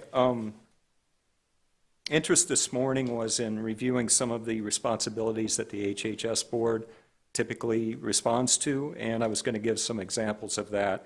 But I wanted to list out the responsibilities that come right from the bylaws that you can review in your spare time, like you'll do that. But the responsibilities include such things as the HHS board taking action necessary in relation to the department financial reports it receives, recommend resolutions and ordinances for consideration by the county board. And examples of that might include things like a resolution supporting Medicaid expansion or a resolution around the potential health hazards related to wind turbines. Those are a couple of examples. Another one that was before my time, but was a resolution to support the development of regional crisis stabilization facilities. That's a big topic right now in the state as we look at a lack of services and residential settings for people in mental health and addiction crisis. Other things that the HHS Board has taken action on in the last couple of years anyway has dealt with things like rate adjustments for various service areas, things maybe related to the healthcare campus, or a review of the annual permit fees for public health. And we had a consideration and development of a communicable disease ordinance back in 2020, I believe. So those kinds of things might come up under that heading. Other things the HHS Board would do are things you probably would imagine: provide policy direction for the department, create subcommittees as necessary, and the committee chair, in consultation with the vice chair, would appoint members to those subcommittees, serve as a contact committee for designated organizations and agencies, and in cooperation with the HHS director, that would be me, establish a process for handling unbudgeted funding sources that exceed the approved budget. The HHS Board also acts as the local Board of Health pursuant to Wisconsin Statute 251.03, and the Council of Aging and Disabilities, it's referred to as the ADRC Board, a lot of times reports to the HHS Board. The COAD, or the Council on Aging and Disabilities, the primary role of that board is to identify the needs of older people and adults with disabilities and to recommend services that meet those needs. And just quickly before I turn it over to Phil, I look forward to working with the new HHS Board. I think you'll find me approachable. I think you'll find me willing to compromise, willing to look at alternatives. If I do disagree, or like Ken said, if I state a different opinion maybe than what yours is, it's not based on anything but my professional experience and my education. So my interest is in helping the people of St. Croix County the best way that I think and our department thinks we can. Beyond that, just the last thing I'll say is around a lot of the focus that you'll see within the HHS department has to do with looking at ways in which we can move upstream of crisis situations, ways in which we can intervene earlier before people end up in crisis. And I'm speaking largely to efforts recently with the Sheriff's Department and other local law enforcement agencies to partner with them and send co-responders out with them to mental health crisis and addiction crisis kinds of situations, so that we can intervene earlier and prevent people from going to institutions or ending up in emergency rooms or in jail. That's one part of what we do. Obviously, it's a big department. There's a diverse set of services, and we hope that you can show up for the tour. I believe it's on the 25th of the HHS building. We'll show you around and kind of give you a better sense of what we do and where people are. And at the first HHS Board meeting in May, next month, we'll be prepared to provide our annual report, which gives you a lot of detail, maybe too much, on each division, and gives you some data and some information about each division and what they do in each service area within that division, and how we try to coordinate all of that work so that we're working in synergy. But I've talked enough, and I will let Phil step up here. Unless you have questions for me, I'll stick around. Thank you. I'm Phil Landgraf. I've been with the county here for 5 years, and it's a pleasure to serve the veterans and the county board and the county administrator. We are advocates, much like the HHS board.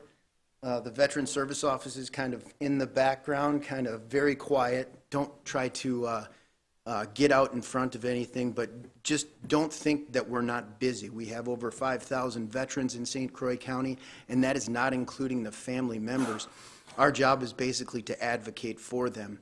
So I did hear that there are some veterans who are on the board. If you don't know what our services are, I encourage you highly to schedule an appointment with me. Come on in, we'll talk. I'll show you what I can do.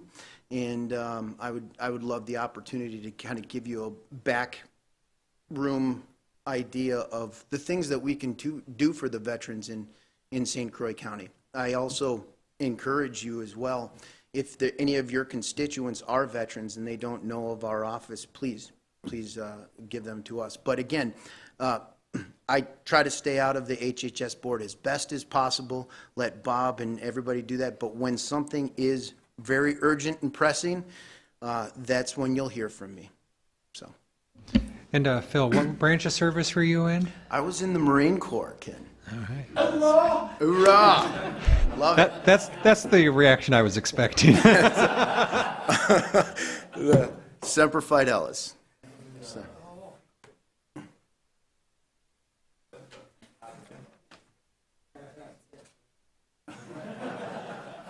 Set him up there, Ted. Knock it out of the park. Sometimes I entertain myself too much. All righty. The next committee is Community Development. So Ellen Denzer, the Community Development Director, and Beth Path, our Register of Deeds, are going to present.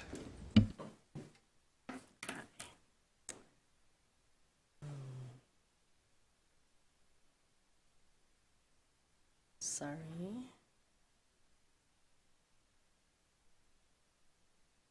Is the right folder? It doesn't. Okay, sorry about that. There we go. So, hello, my name is Ellen Denzer. I'm the Community Development Director. I started with St. Croix County many, many years ago. I've been here 33 years. I started at the bottom and I've worked my way up. I have been the director for 10 years now. So, I'm going to start out and then Beth and I are going to tag team. So, there are 3 departments, was already mentioned earlier. I think this is a little bit big. Shrink it a hair. 3 departments that that report to community development that are specifically designated. There's also others which I will cover. Community development has a wide variety. We have 5 divisions. We administer and enforce all county zoning and land use ordinances, and we issue permits that are related to those. We provide staff support to the Board of Adjustment that reviews conditional use permits, variances, and any appeals on zoning issues. We perform general planning, provide mapping and GIS services. We also maintain our base parcel maps, which is the basis for our whole GIS system. We also issue rural house numbers, and we have a lot of various map products that we provide to the general public, to the development industry, to various departments within the county, and we maintain one of the land information websites. The other is also Beth's department.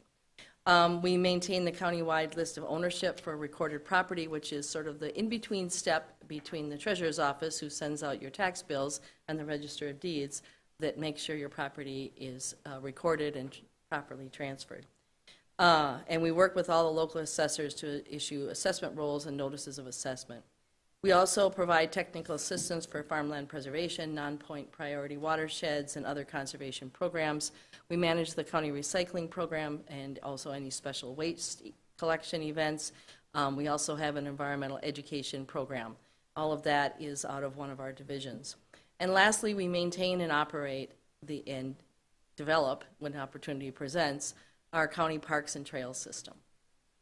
So what does the Community Development Committee do? Again, Register of Deeds is another department. Let Beth kind of just go over that quickly. Hi, I'm Beth Pabst, Register of Deeds. I was elected into this office in 2009, so I'm one of those few elected officials that's kind of under the halo of St. Croix County. As you saw in your little video, the Register of Deeds office does all of the vital records for the county and all the land records. So live or die, sell or buy, we are for you. This is where it's all at. The Register of Deeds, so any transaction that involves your real estate, deeds, satisfactions, mortgages, certified survey maps, those platted subdivisions, they all come into the Register of Deeds office. Then we feed them over to the Community Development Department, and that's where your GIS maps, and it goes into the tax and assessment roll. That's where all of that data comes from. So it'll come into ours first and then be distributed as needed. Births, deaths, marriage records, all of those vital records come to our county. So anywhere, if you were born or married anywhere in the state of Wisconsin, you can come to our office now and get those records. Divorce records, we do have a few of those, and we also do the service discharges. Phil's office can record a service discharge in our office, And then the DD 214 certified copies of those can be made for anybody that needs them. So that's kind of what we do.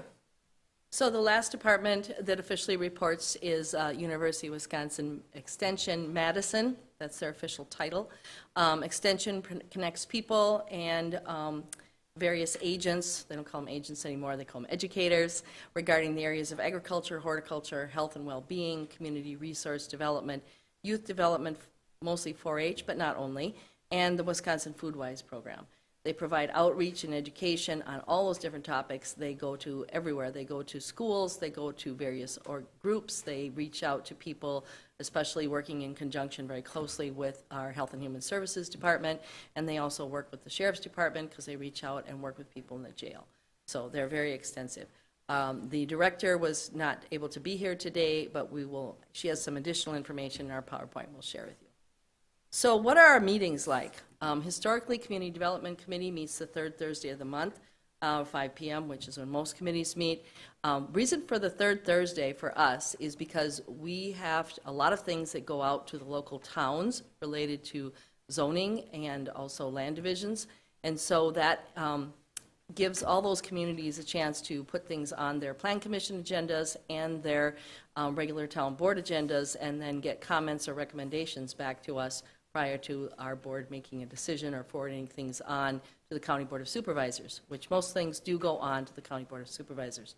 So that is why we have stuck with that third Thursday for most of my career here, just giving you warning. So what happens there?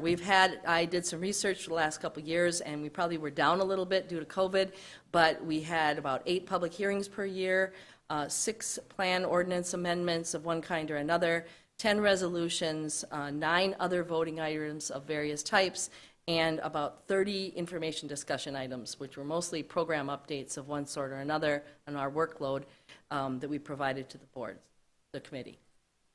So it's a busy committee, I will say that.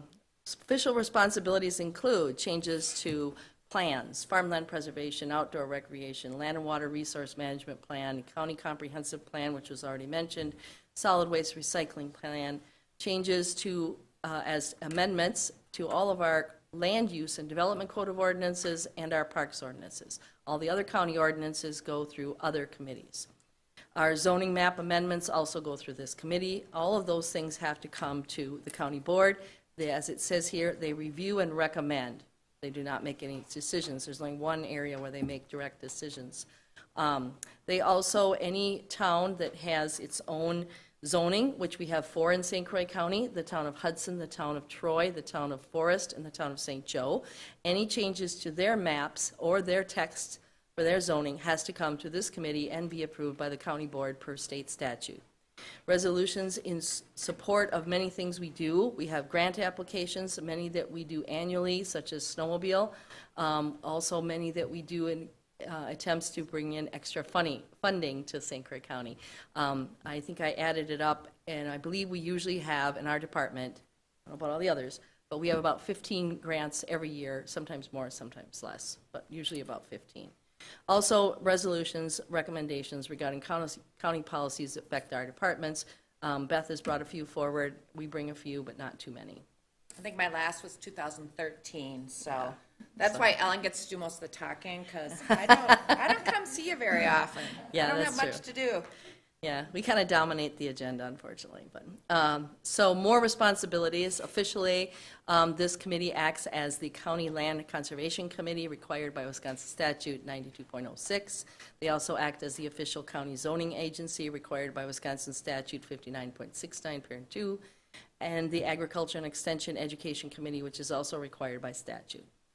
Last thing that's required is they review and take action on waivers to design standards for setback reductions, and this is something that was adopted by the County Board of Supervisors in 2006, and we have been doing it ever since, and the board, or the committee, makes those decisions. It does not come to the board. There's about 5 of those a year, and that is related to land divisions. Other responsibilities. So most, as is mentioned several times by our county administrator, budgets.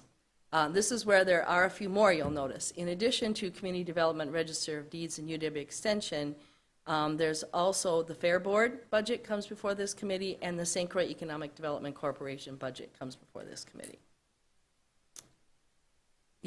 This committee is also the contact committee for several related committees. There isn't necessarily that every member is in common, it's simply these are related committees. In case you were wondering, community development meets monthly, but these don't always meet monthly. These first three rehab districts, sometimes people refer to them as lake associations. Under Wisconsin statute, that's their official name, is a rehabilitation district. They do have taxing authority, and they are focused mostly on protecting and preserving or improving lakes. The Economic Development Corporation meets monthly, I believe, and they also would cycle things through this committee if they needed to take it to the county board.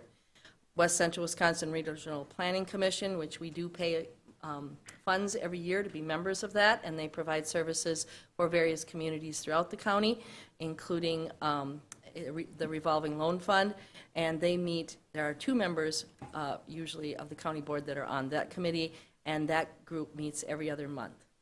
St. Croix County Fair Board, there are also 2 members of the county board that are on that committee, and they meet as needed. It fluctuates quite a bit. The partnership team of the Lower St. Croix Management Commission, they meet twice a year. They are related to protection and activities related to protecting the water quality of the St. Croix River. The West Central Area Land and Water Conservation Association, again, it meets about twice a year, has met less for the last 2 years due to COVID, but they also are looking at water conservation and protection on a regional basis. And lastly, there is our Land Information Advisory Council, which Beth is going to talk about in a minute. So at this point, I just wanted to pause and ask, are there any questions so far? Supervisor Austin? Are the plat books still available in the Baldwin facility, correct? Correct.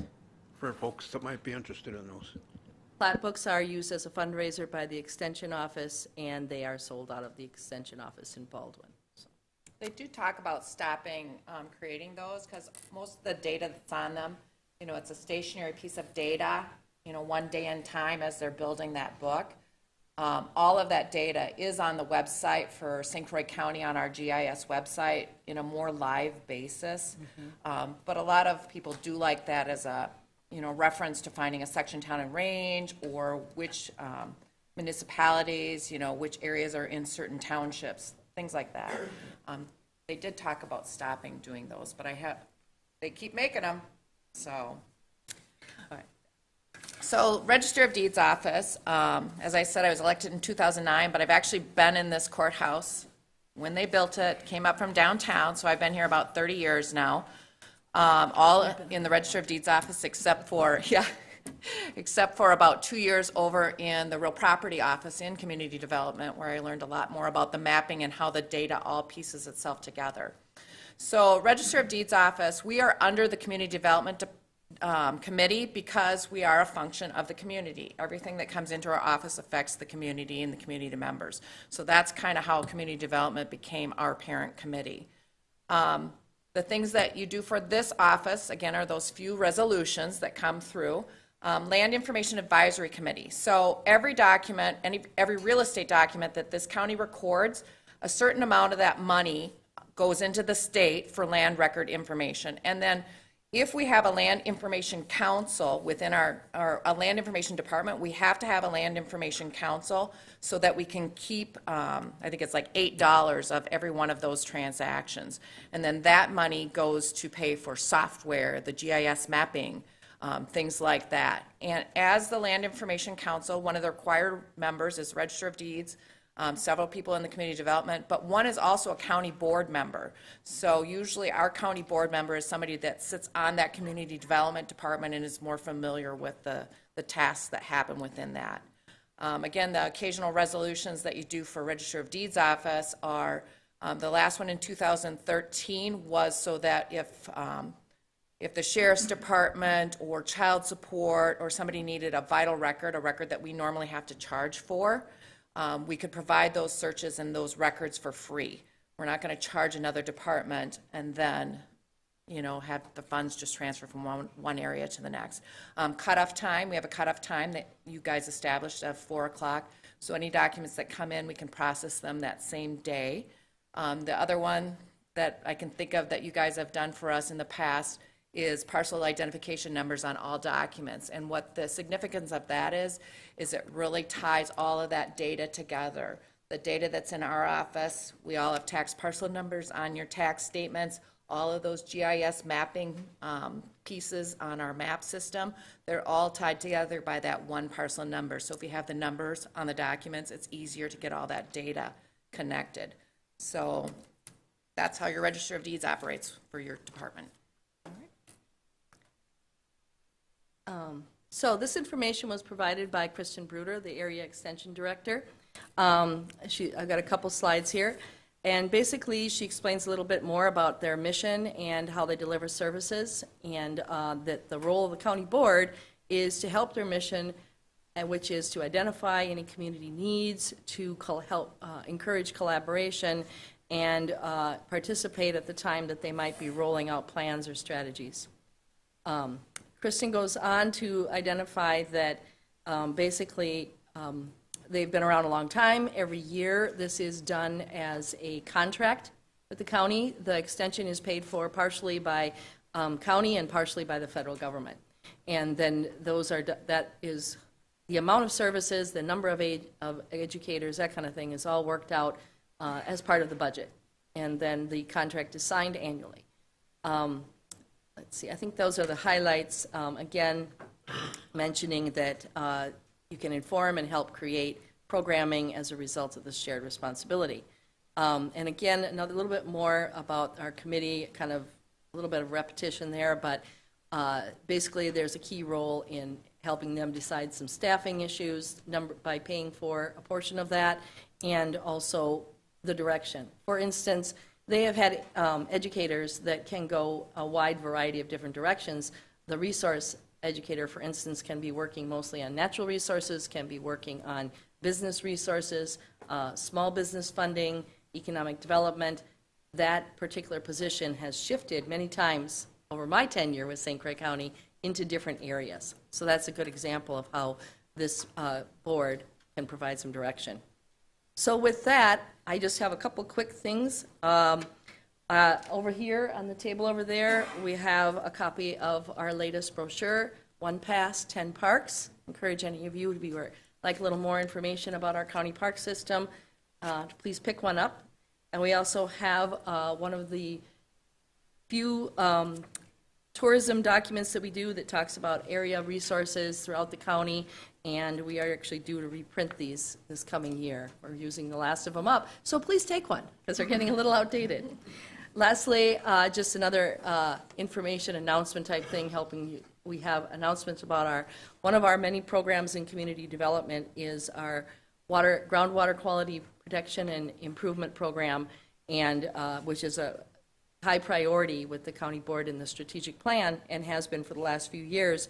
And one of the things we've been doing is offering free drinking water screening clinics to all residents, and this has really grown in popularity. And so if any of you haven't done this or would like more information, there's a little handout over there.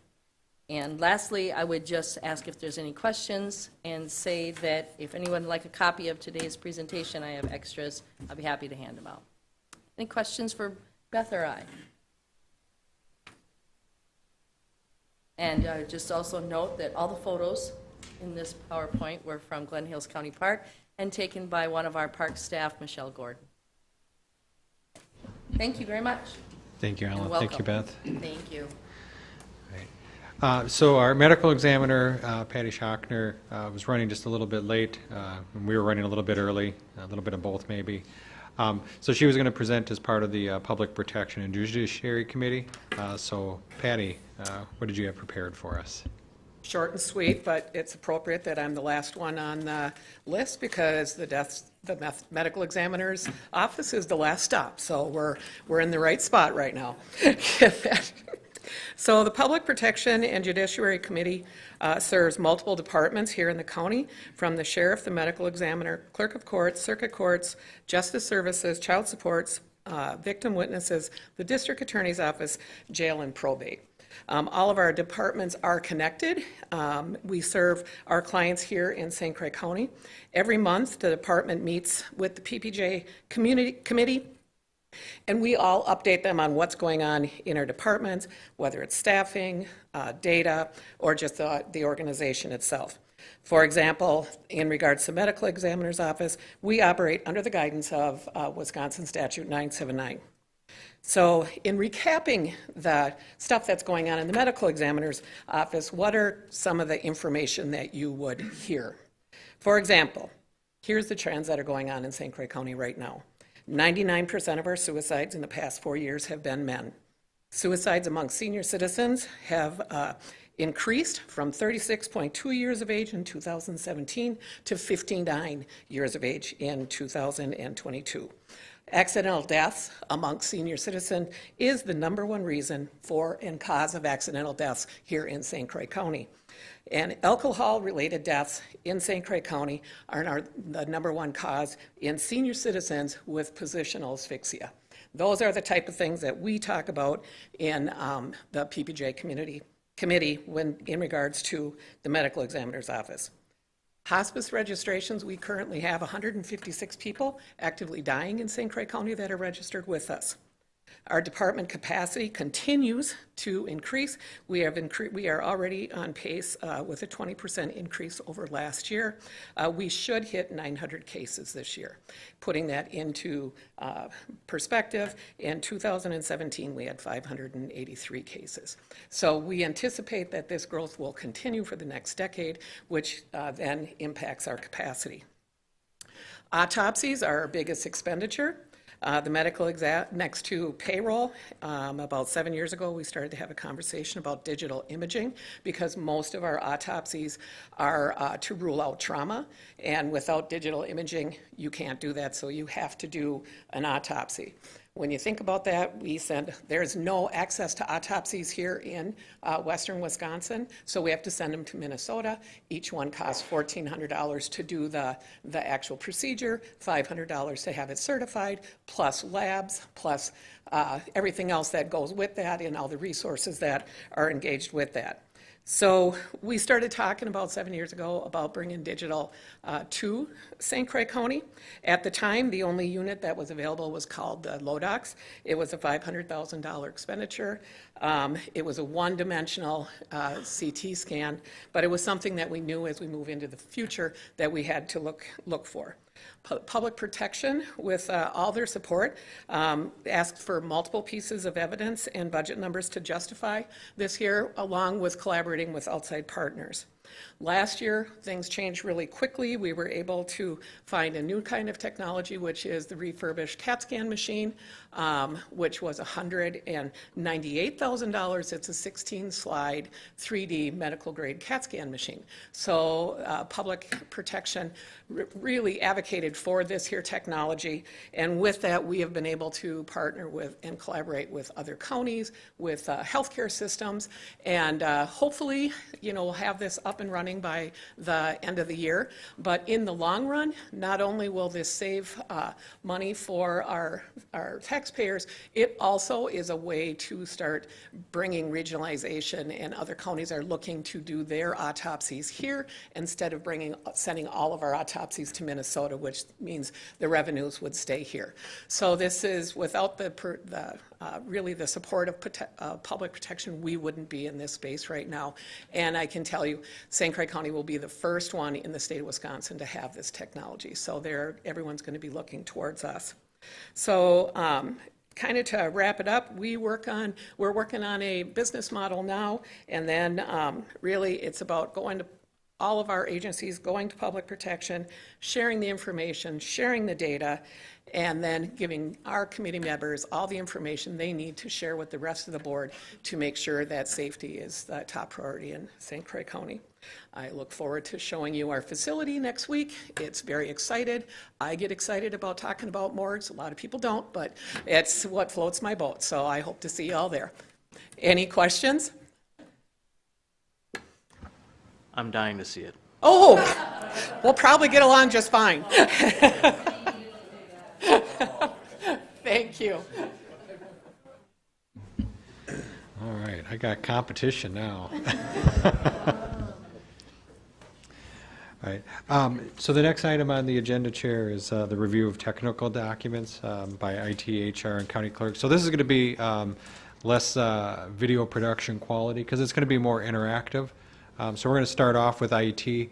So he's going to get you guys set up on your devices. So feel free to chat a little bit and work through. If you want to take a 5-minute break while I pass out the devices, Yep. we can do that. Yeah. Yep, very good. Thank you.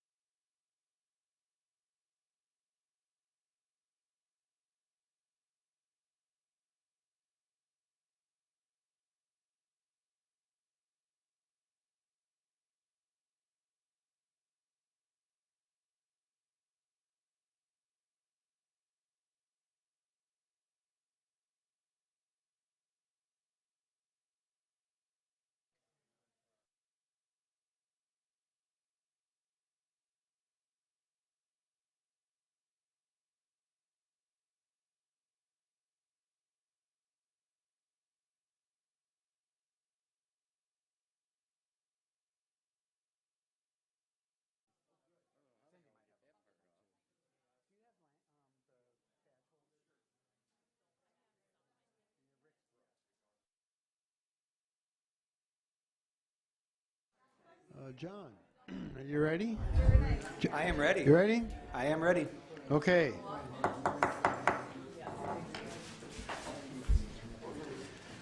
You're on. All right, thank you. Well, welcome everybody. It's nice to see some new faces here. It's sad to see the other ones leave, but I think that looks like we've got a good board assembled, and it should be an interesting 2 years here. So I want to tell you a little bit about the IT department. My name is John Allegro. I'm the IT director. I've been here since 2014.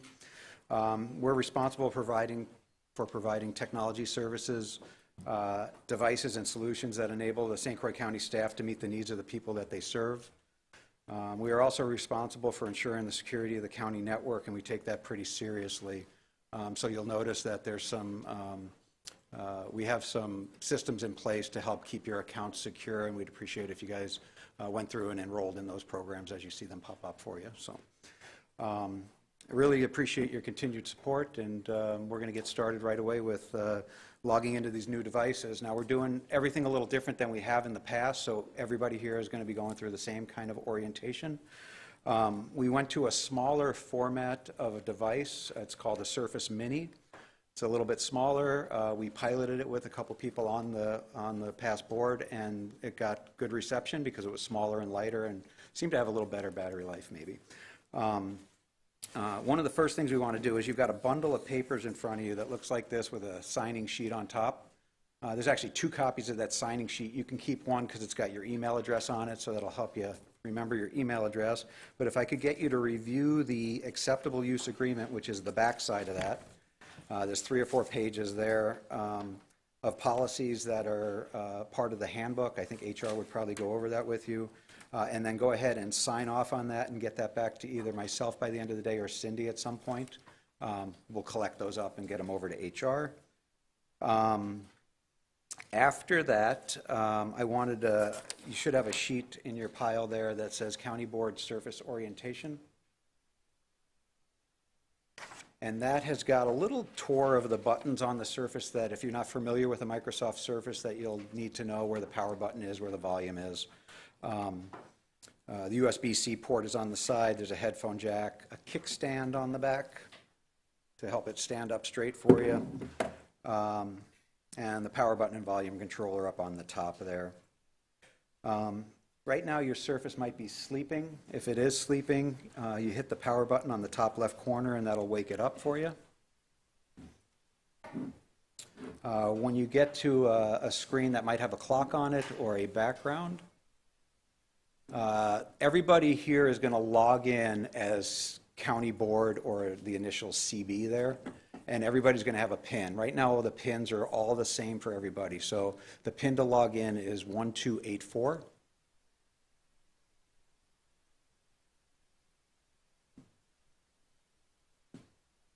And then once you get to your desktop and everybody's there, if you're having problems getting there, let me know.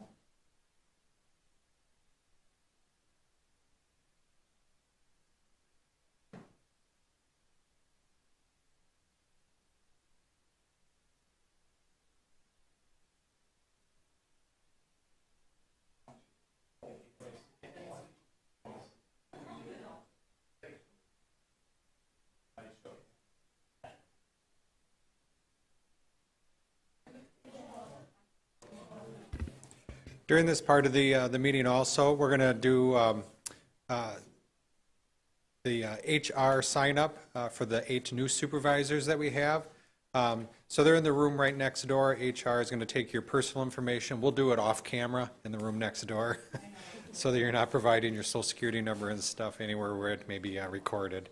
So if you want to maybe take turns and go across the hall, they have a couple of them set up over there, so a couple of you could go over at a time. But just pop in right across the hall and get your HR sign up taken care of right now also. Very good. Yeah, they wanted me to mention that, so thank you for doing that, Ken. At this point, you can change that PIN. I would encourage everybody to change the PIN so they've got a different one. It's in the instructions there on how to do that. You press Control-Alt-Delete, change password, step through that. If you're familiar with Windows, it's the same as it's always been. And I would encourage you to change that. If you don't do it now, I would suggest doing it the next time you log in. Once you're in there, We're going to go ahead and we're going to click on Microsoft Edge, which is down here at the very bottom of your screen, and that'll launch a browser.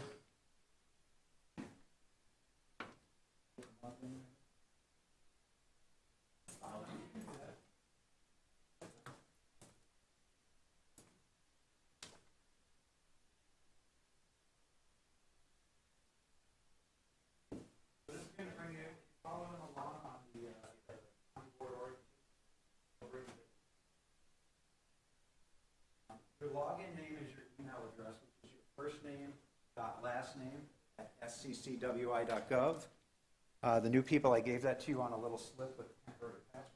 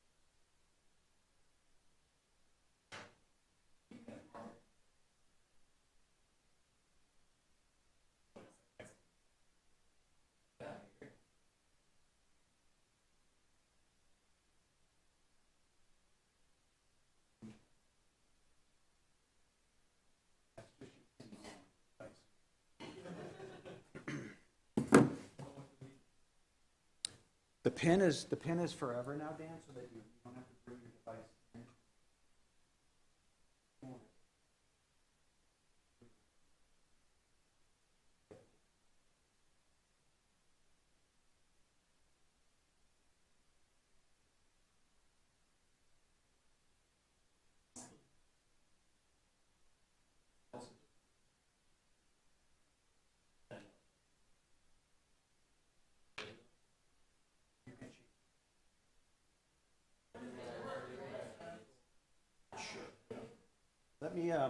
Let me get all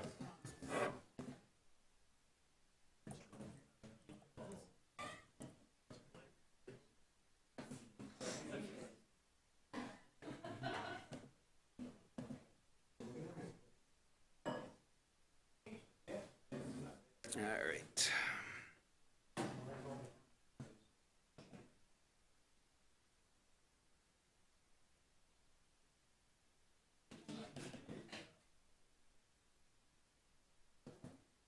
So who got locked out over there?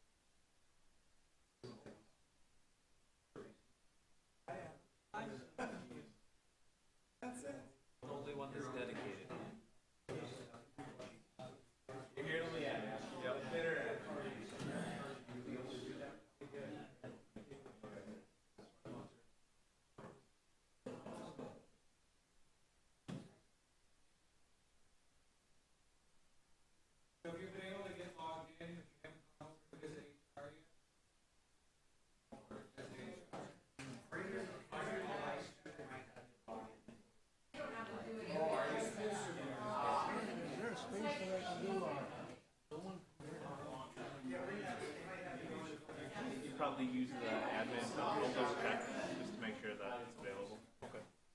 Thank you.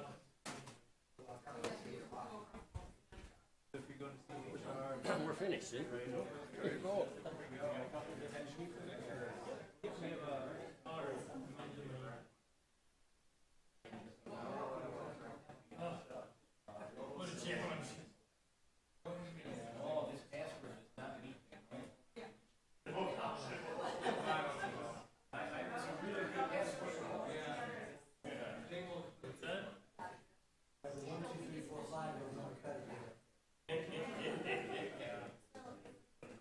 There's a line now.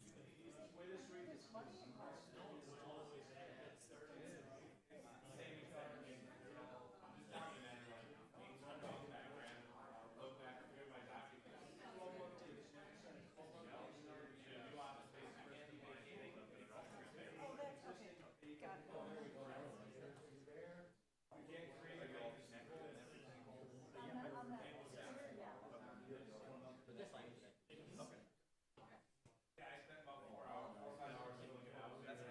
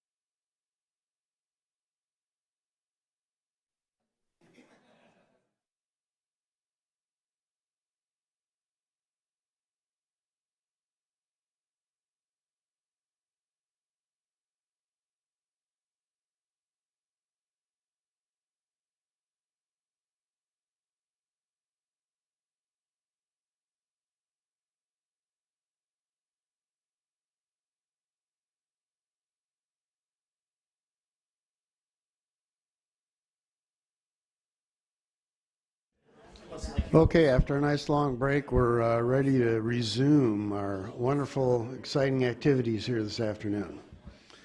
So, we are turning it over to County Clerk. Thank you. This is my last county board meeting, kind of organizational. I'd like to introduce Christine Hines. She is the county clerk in training right now, so I'll be done the end of the month and she'll take over. So be kind to her. We're all doing our best. So I'm just going to touch base on a few things. The oath of office, I have all but one, and Mr. Telejohn, Supervisor Telejohn left. So on your desks, you should have received your certificate of election. That's yours to keep. I made sure you had lots of paperwork today. I apologize for that. The WCA had sent a lot of information out, and so we placed it on your desk. And we're trying to go paperless, but not today. So I'm going to go over a little bit the meeting portal. I brought it up on the screen. So we use this program to distribute agendas, meeting notices to you. And I just wanted to show you a few things. You can see right now that we're being recorded live on the screen. No comments, I guess, but the meeting portal contains all the agendas and minutes are posted after they're approved. So you'll see that some are not out here, but they will be, when they're approved, they get posted at that time. You can scroll through different parts of this portal, look back to meetings, agendas and minutes back to about 2012 when we started using it. You can do a search up here if you're looking for something, a past resolution or some information on a certain topic. The boards will be updating this now that we have a county board chair and vice chair, and after the committees are assigned or done in May. But if you look out here, you can select a member, if it's okay if I pick on Chair Long here. And your pictures will also go out there eventually once we get it updated. But this just shows a little history on the voting of the supervisors, view of members' votes. You can scroll down here and you can see how they voted on different items. So just it's a good website if you're looking for information. It has the search feature. In order to do that, you'd need to get a login, or you need to log in yourself. So you will be getting meeting notices for meetings that you're a member of, that you're a committee member of or board member of. If you're interested in getting other meeting notices, you can sign up to get those on the portal. And that would be signing in, clicking up there, they will say login, and you can create your login. And then you can select the different meetings that you want to get meeting notices for. You won't get meeting notices for all meetings if you're not a member of them. So you can sign up if you're interested. Or you can just look at the portal daily and see what's upcoming on these meetings. Okay.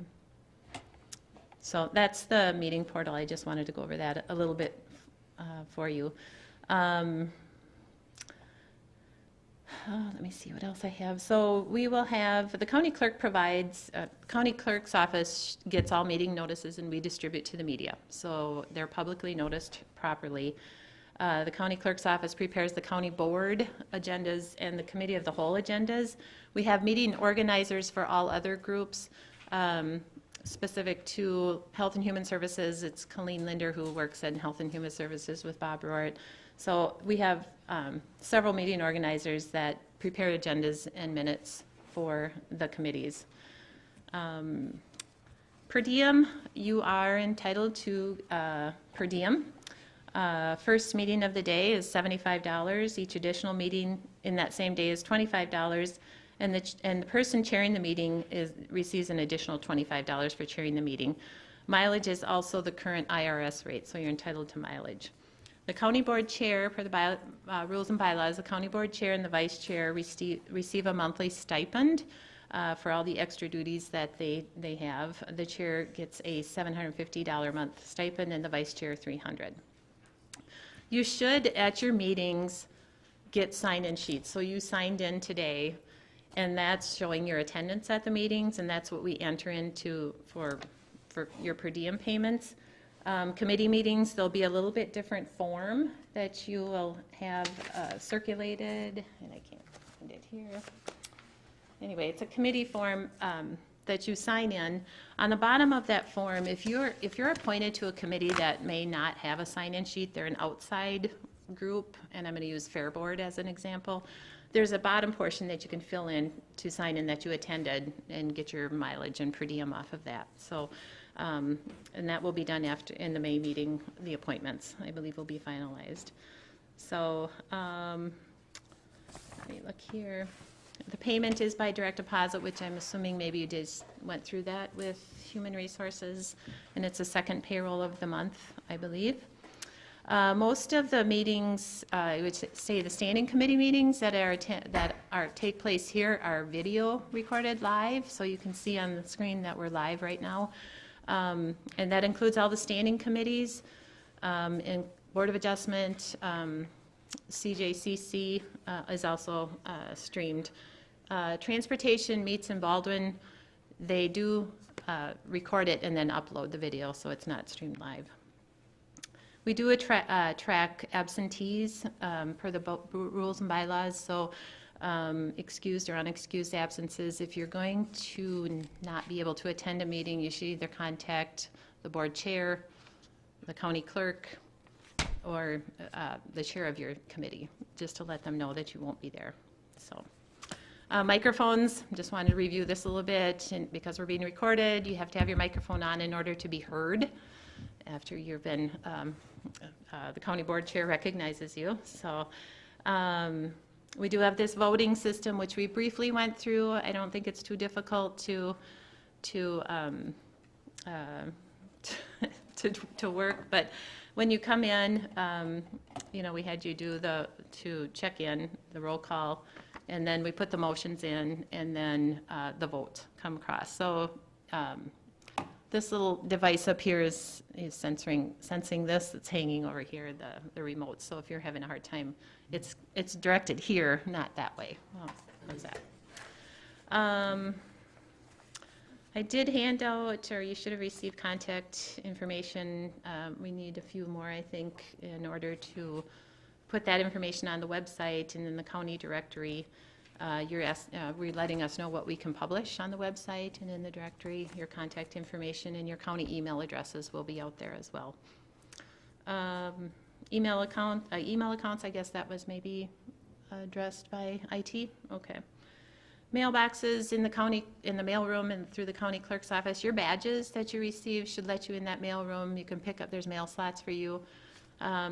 Most everything is emailed now, but we still put mail in those slots. You can check it periodically when you're in the building. And you have on your desks a lot of information from the Wisconsin Counties Association, the packets. They have also requested that you fill out these surveys, and if I could collect them today, if possible, I will return them to WCA. That's really all I have for WCA on that. But you'll get a monthly magazine from them, correspondence from them. They're holding various meetings. I think Ken is organized or has a meeting group scheduled for district meetings coming up. And then other than that, I think that's all I have. Any questions? Good, thanks.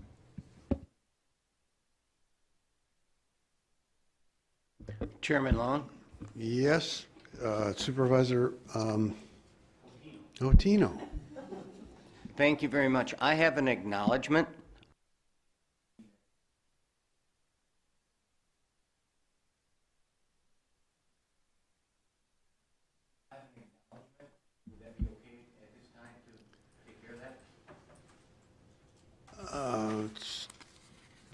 I don't believe it's on the agenda. I think you could do it under announcements at the end. Under announcements at the end, yes. Let's leave it till then. Thank you. Thank you. Could I ask Cindy Campbell to join me at the podium, please? Are you going to give me a puppy? I've been hiding. He's been wiggling, see? Is this one on? Oh, that's on all the time. Thank you.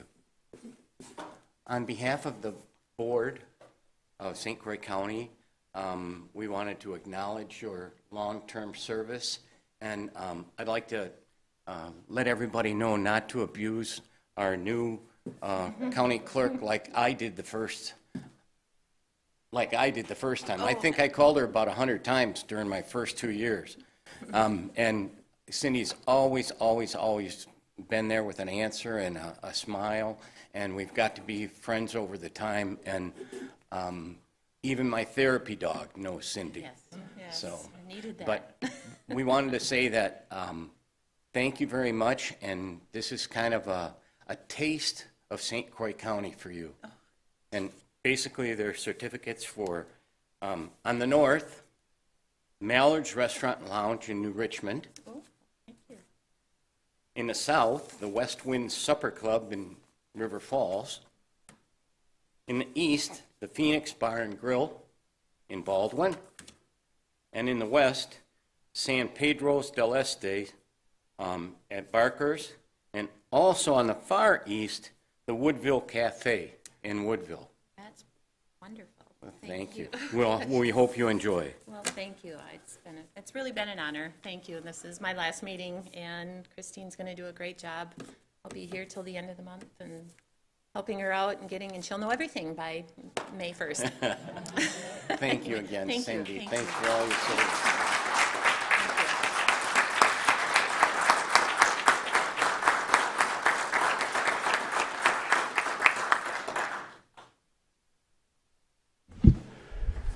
Thank you, Supervisor Otino.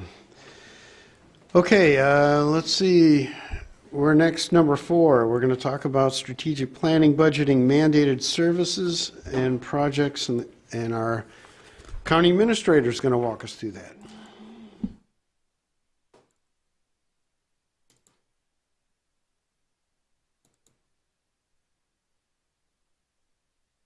All right, after about 3.5 hours, I thought we should probably talk about budgeting now. So it is my favorite subject, and I promise we will make it as fun as it's possible. So we're going to talk about strategic planning, budgeting, mandated service, and the government center project. So first off, the county went through a multi-month process to redo our vision statement, our mission statement, and set the strategic goals for the county. So the vision of the county is to be a county that delivers service with compassion and respect for people and the environment. So we're really looking at service delivery. We're a service delivery organization. And the mission statement of the county is we will strengthen our social and economic future by providing health, safety, and well-being for all. And so we talk about some of those services that we're providing, health, safety, and well-being. Those are a lot of the things that the county does. Those are what we're mandated to do by the state. So that's where our vision and mission statement come from. Some of the strategic goals then that the county has set, and we're really looking at like a 3 to 5 year period to accomplish some of these things. But under community well-being, we're looking at promoting an all-inclusive health and public safety environment. And we want to have conversation with community stakeholders about support for some of the most vulnerable in our community. When we look at public infrastructure, we want to help provide access to broadband for every St. Croix County resident and business. We want to maintain the high-quality county highways in a safe, sustainable, and efficient manner. And we want to serve our growing population by providing well-designed spaces that meet the needs of the county. Under natural resources, our goals are to improve and protect the water quality throughout St. Croix County. We want to expand the enforcement of land use ordinances, and we want to improve and develop county parks and trails. And then finally, under service delivery, we want to improve the way that we offer services. We want to increase awareness about the services we offer. Yep, there's Adam. And then we want to improve the employee experience and recruitment efforts for St. Croix County. When we get into budget, we've mentioned, I think, before that it's a long process, and it's the most important document that you guys are going to do. That's why we take so much time with it. But it starts in March. You can go back and you can watch that committee of the whole meeting where the different department heads got up and talked about what their priorities were. In May, we're going to be starting on the capital projects, but the other big thing is the county board adopts budget priorities. So I know that's coming up on you guys fast. We're going to have probably a special admin meeting within the next 2 weeks so we can get that resolution on the county board agenda for May, which will be May 3rd, just a few weeks from now. And those budget priorities are a guideline that I use to go back and talk to the department heads. And I know that you guys are new. You haven't had a lot of input yet into the system. I guess lean on some of the other members of the county board, get some of their perspectives. We'll work through the budget over the months, so you'll have some input into that process further on. But really, it's think about it long term. What we want to do is we want to have a good direction for the county long term. So the guidelines that are coming up right now are going to hit you pretty fast, though. In June, we continue working on the KIP. The departments are submitting their budgets. We start looking at those budgets in July. We meet with all the department heads in August. In September, we're back in front of all of the standing committees then, and that's really your first glimpse of all of the requests for the budgets the department heads have made, and a chance for you to offer some more input into that process at that time. So we're going to go through the standing committees, review all of the budgets in more detail, and you're going to get to see that. Then when we get to October, we have a committee of the whole meeting where the county administrator will present a balanced budget for you guys. It's one last chance to look at it, though, before it goes to the public hearing and a vote. So at the November county board meeting, the expectation is that we will adopt a budget at that point in time. We kind of need to because we have to get the tax bills ready in December. We don't want to disappoint anyone by Christmas time, so we have to get those out. So we have a timeline to hit, and these are the major steps along the way that you're going to see. When we talk about the budget, we have just under $114 million budget. Here's the revenue sources that we have coming into the county. So property taxes, it gets the biggest headlines, but it's 33% of our budget. Sales tax is about another 9%. And then charges for services, that lower left corner, 17% of the budget. A lot of the charges for services are related to the healthcare campus, so pretty much all of the revenue coming into the healthcare campus is charges for services. And then we have other programs within HHS and, the Register of Deeds and things that have charges for services where we are collecting revenues. Grants and aids then, 14% of our budget. A lot of HHS programs are grant-funded programs, so a lot of the funding is coming from them into our budget. So that's the big picture of where the revenue sources are coming into the county. When we look at the expense distribution, so it's that same $114 million going out, because we're a zero balance budget. We're not here to make a profit. We're here to match the expenses with revenues. So this is how we spend the money. If you look, we have highway at 16%, health and human services at 30%, and public safety at 14%. Those are three departments, and so you met those three department heads today. Well, you met the chief deputy for public safety, but those three making up, well over half of our budget. Everything else falls within the other parts. Debt service is only 5%. Capital projects are about 6%. Internal service funds are really money that's circulating within our own organization. And then general government, which is really outside of those three big departments, pretty much everything else the county government is doing is only 13% of the total budget. So that's how we're spending the money. And a different way to look at expenses too is what we spend it on. So this is salaries and benefits. So salaries are 34% and benefits are 15%. So again, 49% are going to salaries and benefits. But as I said, we're a service organization. What we provide is labor for a service that we're providing. We do have 40% that goes into service and supplies, our 6% capital, and our 5% debt service. So that's another way to look at that, how that $114 million is spent. If you look at the equalized value of the county, you can see it's primarily going up, other than the housing collapse there in 2007-8. You saw it come back down for a few years and then go back up. So the equalized value is really, it's two things that are happening with equalized value. Equalized value is increasing partly because of new people moving into the county. We've almost doubled our population over the past 30 years. So all those people are living in new houses. So all those new houses are contributing to the value of the community. The other part that affects equalized value is the increase, the appreciated value in the properties. And so that house that you would have bought in 1992 is now worth more money. So there's more houses and they're worth more. So those are the two factors that are contributing to equalized value. A lot of people think, though, because their house appreciated in value, they're going to pay more in taxes. That's not true. So think about it as a piece of pie. So the county needs a certain piece of pie to operate every year.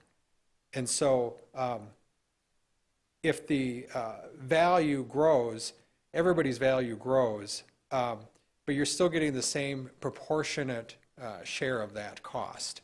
And so there's no additional revenues coming into the county. The rate actually decreases, which is my next slide, somewhere here. The rate actually will go down the more that the value appreciates, and that's how come you'll see a declining tax rate for the county. The total dollars we have increases, the value increases faster, the rate comes down. So you'll hear me talk about that more in the future.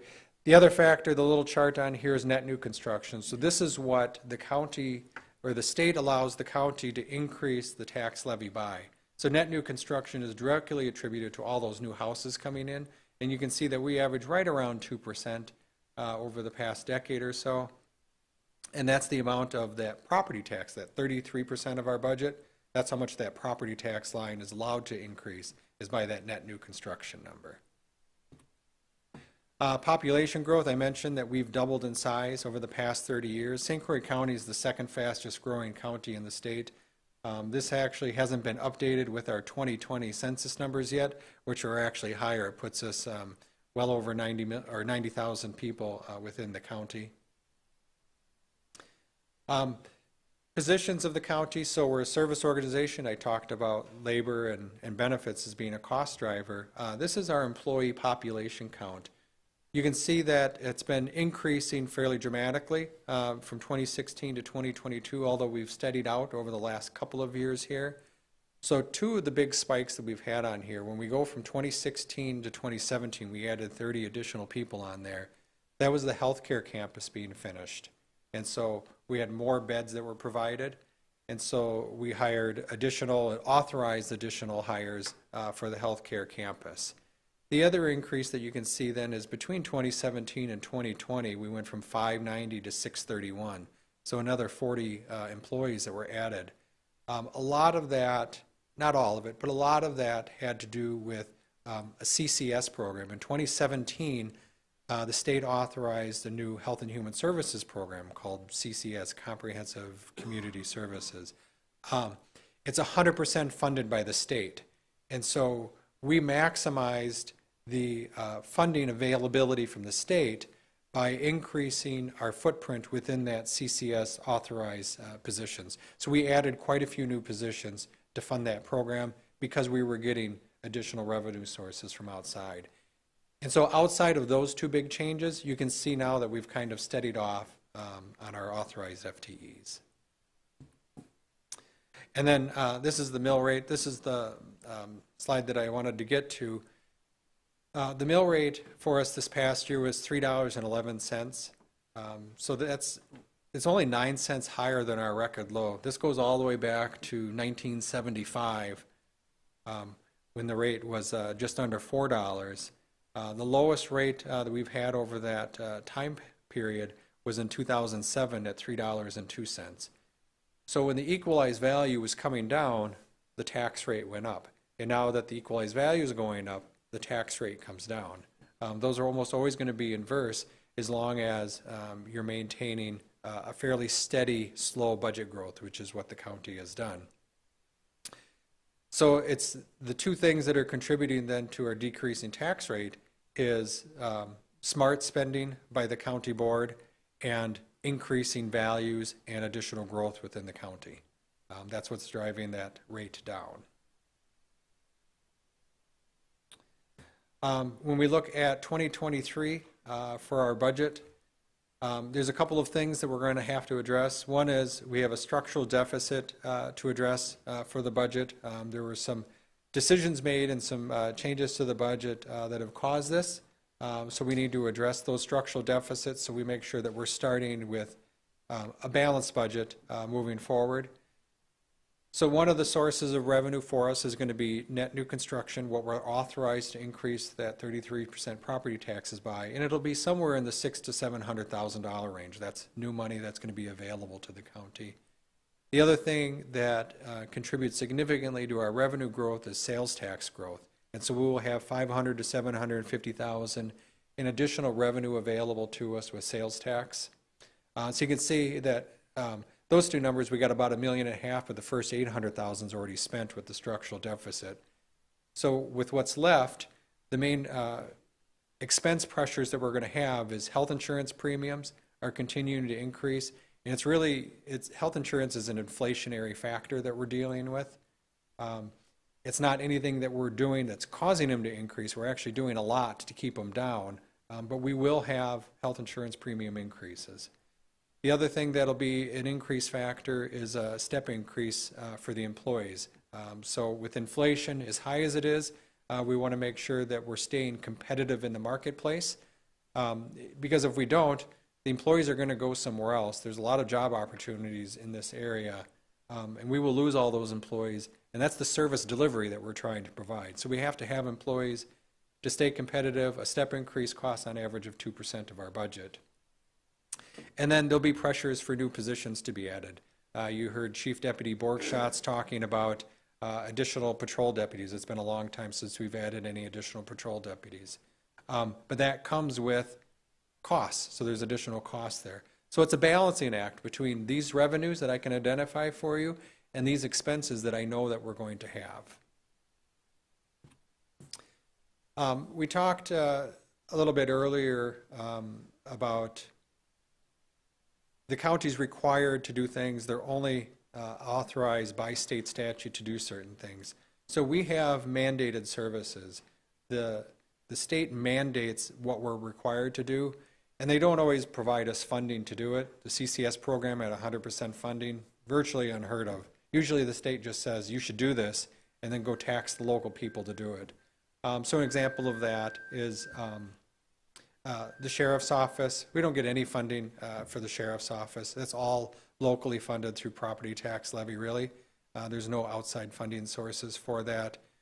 Children's services at HHS, you know, the families that we're dealing with and out-of-home child placements, those are all costs that we end up bearing as a county with no regard from the state of contributing towards that.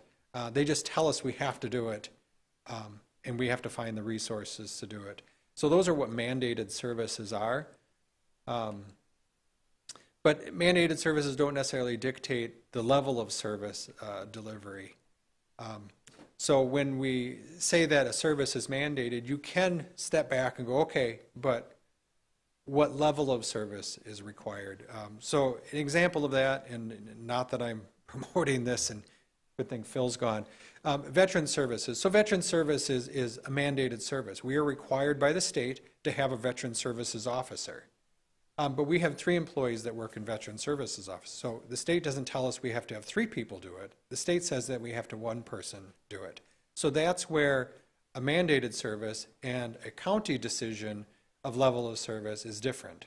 And so that's when we talk about mandated services, don't just cross it off your list right away when we say, well, that's required, we have to do that. Okay, but at what level? And that's where you can dig in then as a county board supervisor and look at something a little bit closer and determine if that's the level of service delivery that we want to have. In your packets, the paper packets, the future. So we started this meeting at 10 o'clock this morning because they needed this room for jury duty orientation. So we run into conflicts all the time. When they built this building in 1993, Veteran Services was located here, the ADRC was located here. There were other things that were located in this building. The county's done a good job because the building in 93 was only planned to last us for 20 years. And here we are almost 30 years later. So the county's done a really good job of extending the life of the current footprint that we have. And they've extended it out by shuffling around where our service delivery is. But we have the need right now for more space. And I can tell you the rate of growth of the county is not going to slow down. We're going to continue to grow. The more service demand we have, the more space needs that we're going to have.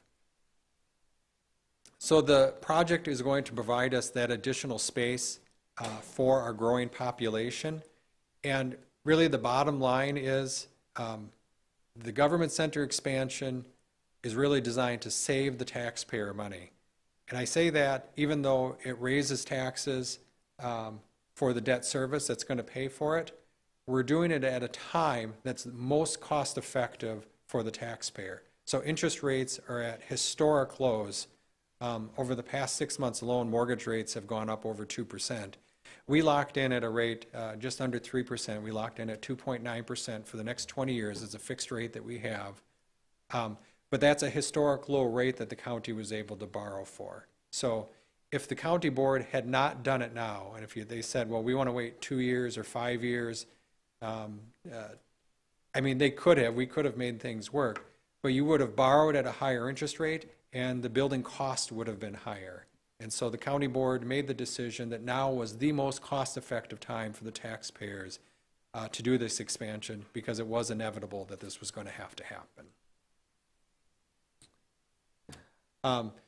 So with the approval of the county board on March 1st, the bonds were sold on April 4th at a 2.92% average interest rate. So we do have under contract the architects, HCM Architects. We have a construction manager, the Samuel Group, under contract, and we have the mechanical and electrical engineering, KFI Engineering. So they are all working on the design phase right now. Department meetings are just wrapping up with the architect, which is finalizing that design footprint space that we're going to need. And then the Government Center Building Subcommittee has established a regular meeting schedule for them to check in on the project. So over the next 3 years, this is kind of the timeline that the architect is looking at right now through the different phases. So design, bid packages this fall and winter, and really next spring is when you're going to see construction starting on this part of the project. We actually have a project that was approved a year ago, which is a warm storage building that's going on the side of the building over onto this side. You'll see that happening this summer. That was actually phase one of the project, so we're using that as staging for some of the other part of the project. The expansion of the building is phase two. This is the phase two expansion that expands the courtrooms and office spaces within the building. We do have in the future a phase three and a phase four. Phase three would be a jail pod addition. So you heard the chief deputy mention that our average daily population was 109. We have a capacity of, and I don't remember the exact number, it's like 168 or 170, somewhere right around there. And you can't go right up to that, obviously. So we're working towards that, but I think we have some years left before we need to do phase three. And then a phase four expansion, just in the planning stages, would be in addition onto the service center as HHS programs continue to grow and we need greater service delivery in the New Richmond area. So this is a rendering of what that exterior building expansion would look like. So on the right side of the screen is all of the existing building. And then the new entrance, you can see that two-story rounded entrance. Everything behind that with the new roof line, that would be the addition part of the building. So that's the architectural concept of what that'll look like in 3 years. There's additional information. We've tried to be as transparent about this project and process as we can. It's available on the county's website. You can go out there and take a look and get updates at any time. And that's the end of that presentation. Do you have any questions for me on strategic planning, budgeting, mandated service, government center project? It's a lot of big information, but you guys will pick it up as we move along here. Yeah, Supervisor Carlson. Rookie. Okay. CCS funded by state. How long are those employees funded for by state?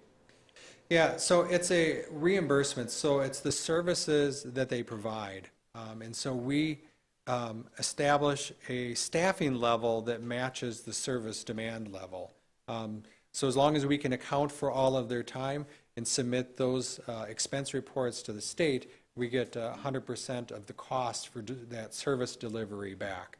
And so that's the model that we're using there, and a similar model that we run a lot of the HHS programs through. It's just that one has 100% funding on expenses, whereas other models are at lower percentages.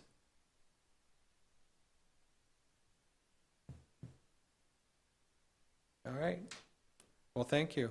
We're going to turn it over now. Agenda item number 5. Chair. Item number 5, Corporation Counsel will talk about presentation on open meeting laws and best practices.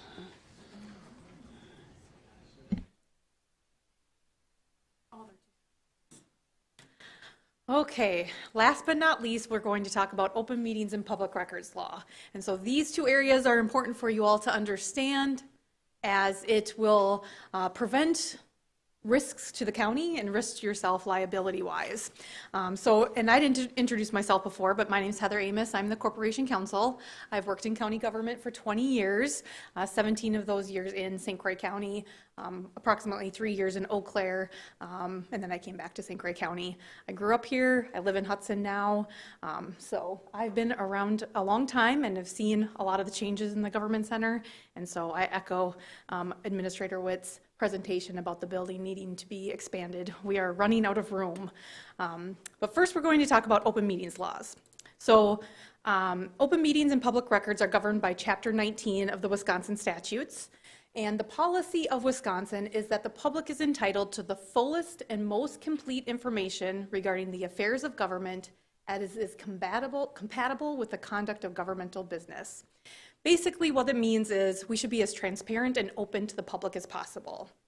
And the law requires that all meetings of all state and local governmental bodies shall be publicly held in places reasonably accessible to members of the public and shall be open to all citizens at all times unless otherwise expressly provided by law.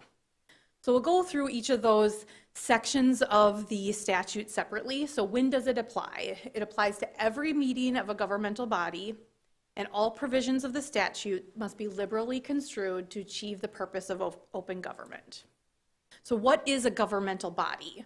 And this is set forth in the statute. It includes a state or local agency, board, commission, committee, council, department of a public body, corporate, and politic created by constitution, statute, ordinance, rule, or order. So virtually any collective governmental entity, including advisory bodies, are governmental bodies by statute. And so here, the committees and councils and boards that you are involved in are all governmental bodies and open to the public. So county board, subcommittees, Hhs board, and then the additional committees and councils that you heard spoken about by the various department heads. So there was case law back in June of 2017, which clarified the definition of governmental body, basically expanded the definition, and we, as a county, went through all the various committees, commissions, councils, boards to ensure that they were all being publicly noticed to the public and they were open to the public to attend. So a lot of counties had to go through this process to make sure we were including all the governmental bodies in IQM2 to be noticed to the public. So what is a meeting? A meeting is the convening of members of a governmental body for the purpose of exercising the responsibilities, authority, power, or duties delegated to or vested in the body. So there's a case law called the Showers, and the Showers test is It helps explain what a meeting is. It's a two-part test. So it is a meeting when there's a purpose to engage in governmental business and the number of members present is sufficient to determine the governmental body's course of action. So a meeting is not two supervisors showing up at a basketball game, watching the basketball game together. It has to meet this two-part test of engaging in governmental business, and the number of members have to be enough to determine a course of action.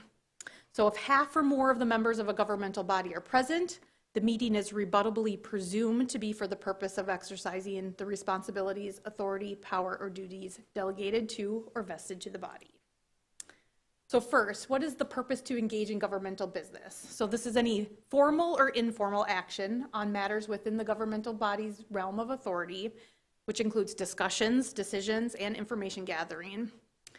And then the second part is the number of members present. So this could be either affirmative or negative. It's the power to control the course of action in either the affirmative action, like to pass a motion, or negative power to defeat a motion. And so a negative quorum is defined in case law as the number of members sufficient in size to defeat a course of action. So there's a lot of concerns, obviously, nowadays with all the technology we have. So telephone conferences, video conferences, virtual meetings, chat rooms, instant messaging can all become a meeting if certain conditions are met. And so we always warn all the county board supervisors, especially with email correspondence. You could be conducting a meeting if you use reply all or forward. It makes it possible for a message to be instantaneously transmitted to enough members to create a quorum. So if you receive an email, let's say all 19 of you receive an email from Administrator Witt, make sure you just reply to Administrator Witt and not reply all, because we don't want to accidentally create a quorum of members discussing a topic. So there's a thing that we call walking quorums, and a walking quorum is a series of gatherings among separate groups of members, each less than a quorum size, who agree to act uniformly in sufficient number to reach a quorum. And so this creates a predetermined outcome and may render meetings like this, publicly held meetings, a mere formality. And we want to avoid that. We want to make sure that the discussions on items that are set forth on the agenda are discussed in the meetings, so the public and the citizens can hear what those discussions are between the supervisors. So notice of meetings. Chapter 19 requires that every meeting be preceded by public notice at least 24 hours in advance of a meeting, unless there's good cause. And if there is good cause to notice at less than 24 hours, there still has to be 2 hours notice. And notice must give the time, date, place, and subject matter of the meeting, including that intended for consideration, and any contemplated closed sessions, which we'll get into, in such form as is reasonably likely to apprise members of the public and the news media thereof. So you'll see on the agenda, each item should describe what is going to be discussed, and it can't just be discussion. It has to be discussion of the government center expansion project. It has to be notice that members of the public will know what the body is talking about. And so that's why I underlined reasonably likely to apprise members of the public of what is going to be discussed at that meeting. If a subject or a topic is not specifically noticed, the governmental body needs to refrain from engaging in any information gathering or discussion, or from taking any action that would deprive the public of information about the conduct of governmental business. If you think of something that comes up at the end of the meeting, there's a section on the agenda that says future agenda items. At that time, you would present to the chair a future agenda item that would be put on the next agenda for discussion. Accessibility. So all meetings shall be publicly held in places reasonably accessible to members of the public and shall be open to all citizens at all times. That's why the door is open. We have it on the first floor here. It needs to be handicapped accessible, but we also live stream all the meetings, as many as we possibly can, so citizens can have access and don't physically need to be present here. The Open Meetings Law does grant citizens to record or videotape meetings, as long as doing so does not disrupt the meeting. So people in the gallery can be recording everything that happens at the meetings, as long as they're not disruptive. And also, the Open Meetings Law permits governmental bodies to set aside a portion of the meeting as public comment period. And when you review the rules and bylaws, you'll see that there is a public comment period at every county board meeting typically allow citizens 3 minutes each to discuss. They fill out a comment card so the chair can call on them to speak. And I do believe public comment is also allowed at each standing committee. Sometimes when there is a lot of discussion about a topic, the chair will set aside a certain amount of time for public comment, such as a half an hour or an hour, so that the meetings don't go on for a long time for just public comment. Okay, closed sessions. I'm not going to go through all 11 exemptions, but there are 11 exemptions to the open meeting requirement that do allow the government body to convene in closed session. The most typical reason is to discuss or confer with legal counsel with respect to litigation, but there are 11 total reasons that a body could go into closed session. And how that works is the body must first convene in open session. The governmental body must pass a motion and have a second by majority vote to convene in the closed session. Once in closed session, the recording stops, the doors are closed. The chair, before voting on the closed session, must announce and record in open session the nature of the business to be discussed and the specific statutory exemption which is claimed to authorize the closed session. So you'll see that not only on the agenda, it will say closed session for the purposes of discussion of litigation or whatever the reason is, and then the chair has to announce that before there's a vote. And so there must be an explanation of why the reason is that the body is going into closed session. And then any vote that needs to happen because of the discussion in closed session will happen in open session. So violations of the open meetings law are enforced by both the Wisconsin Attorney General and the St. Croix County District Attorney. They both have the authority to enforce the open meetings law. A district attorney has the authority to enforce the open meetings law only after an individual files a verified open meetings law complaint with the district attorney. And a verified open meetings law complaint, as required by statute, has certain requirements. So it has to explain what is the violation, it has to be signed and notarized, verifying that the person that is alleging the complaint is who they say they are. And if the district attorney refuses to commence enforcement action or fails to act within 20 days, then the individual who filed the complaint has the right to bring the action on their own. And if the court determines that there is a violation of open meetings law, then any decisions, votes, etc. that were taken at that violated open meetings would be voided.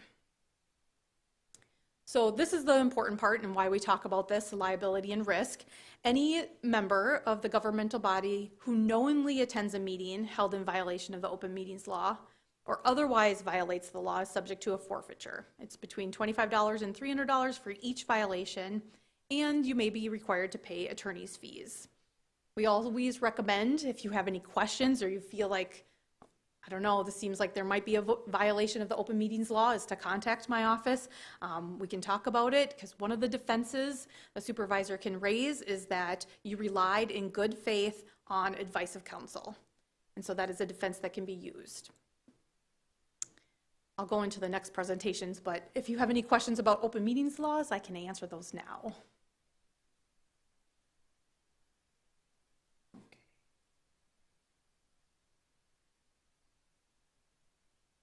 So the other slideshow, last but not least, is public records. And this is one where you will probably all get a public records request sometime during your tenure serving on the county board. So first, the statute describes what is a record. So a record is any material which is written, drawn, printed, spoken, visual, electromagnetic information when it's recorded or preserved, regardless of physical form or characteristics, which has been created or has been kept by an authority. So the content is what determines what is a record, not the form. So it could be a voice message, it could be an email, it could be an actual physical paper document, it could be a text message. All those items are records. But not everything you create as a public official is a public record as defined by statute. It must be a document or a record that is created or kept in connection with official purpose or function of the agency. So what is not a record? The statute clearly defines what is not a record. So drafts are not records, notes that you take are not records, and preliminary documents are not records. However, the court in Wisconsin has narrowly construed what is the definition of draft. It cannot be just labeled a draft and therefore avoid the public records laws. It actually has to be a draft. That's something we've tried to train department heads, because a lot of people just are like, well, this is a draft. Even though I've given it to 15 people to rely upon, it's just a draft. And that can't be a reason to not comply with the public records law.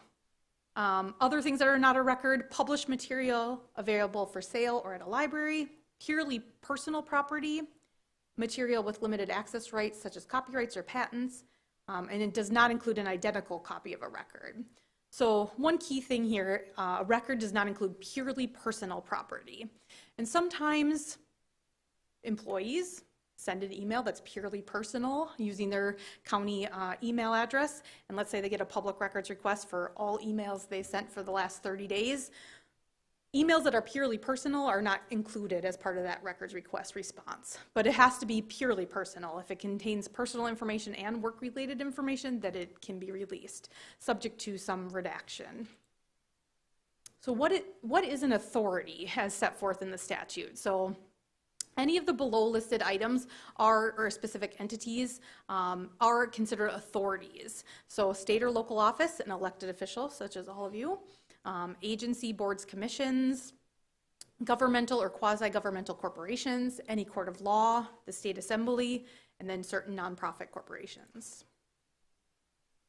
Legal custodian, as defined by the statute, are vested by authority with full legal power to render decisions and carry out public records responsibilities. So all of you as elected officials are legal custodians, chairpersons of committees. Every other authority must designate one or more positions to be the legal custodian.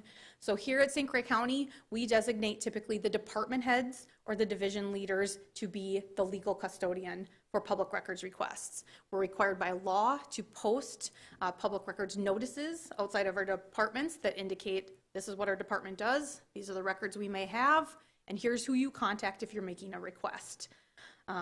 And a requester, by definition, is any person who requests inspection of or to copy a record.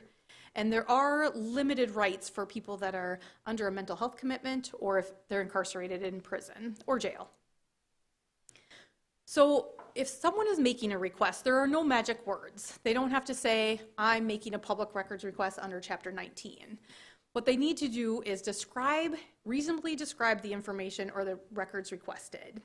And it must be reasonably specific as to time and subject matter. And what that means is, if someone makes a request for all 911 calls, and that's it, that's a request that could be denied because it doesn't set forth a certain time period or a subject matter of those 911 records. If someone requested all 911 recordings for the month of April 2022 that involved domestic abuse, if that is a type that they track them by, that would be specific as to time and subject matter, and then it would be a records request that we would have to evaluate and find the records that were responsive to that request. The records custodian should not have to guess what records the requester wants, and continuing requests are not allowed by the law. The right of access only applies at the time the person makes a request. And any responses to public records requests are a record in themselves and have to be maintained. So we can't deny a request because it contains a lot of records. And sometimes that is a discussion that I have to have with county board supervisors or department heads. Just because the request asks for a lot of records doesn't mean that we can not fill the requests. At some point, it may become overly broad to allow us to reject the request, but if we can fill it, we must proceed with the records request.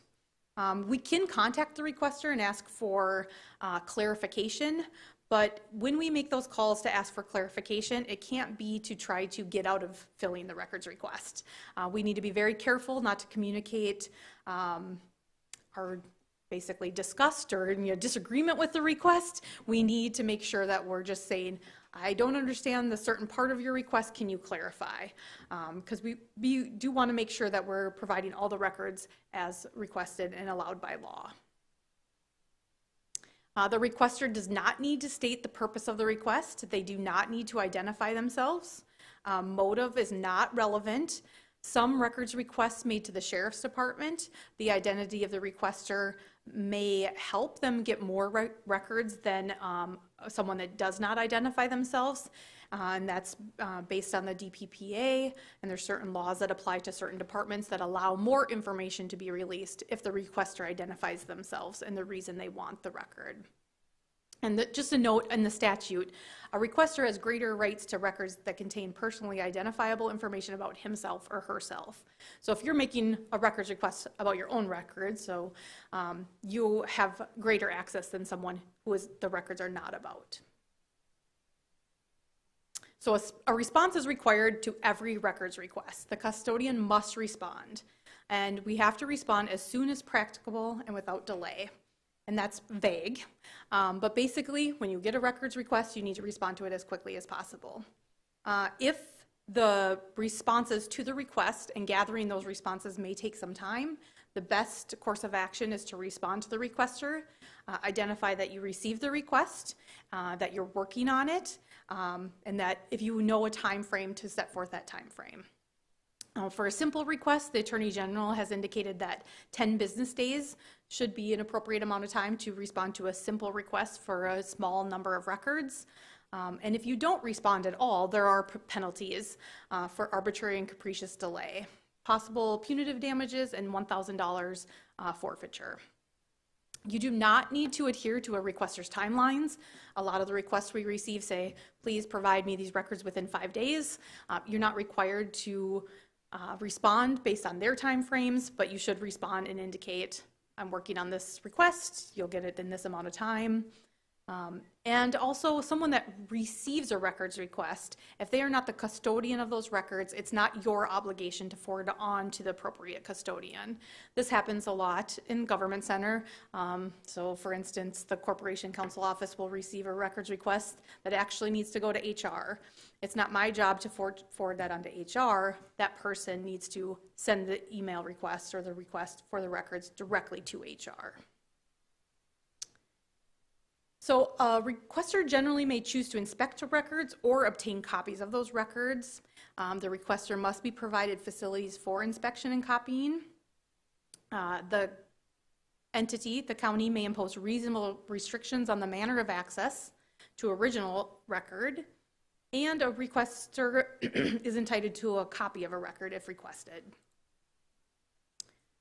So if the county or one of the employees does not follow through with responding to a records request, the requester may bring an action for mandamus, there's a typo, asking the court to order release, submit a written request to the district attorney or the attorney general, and then there are penalties that are available if you do not respond to public records requests.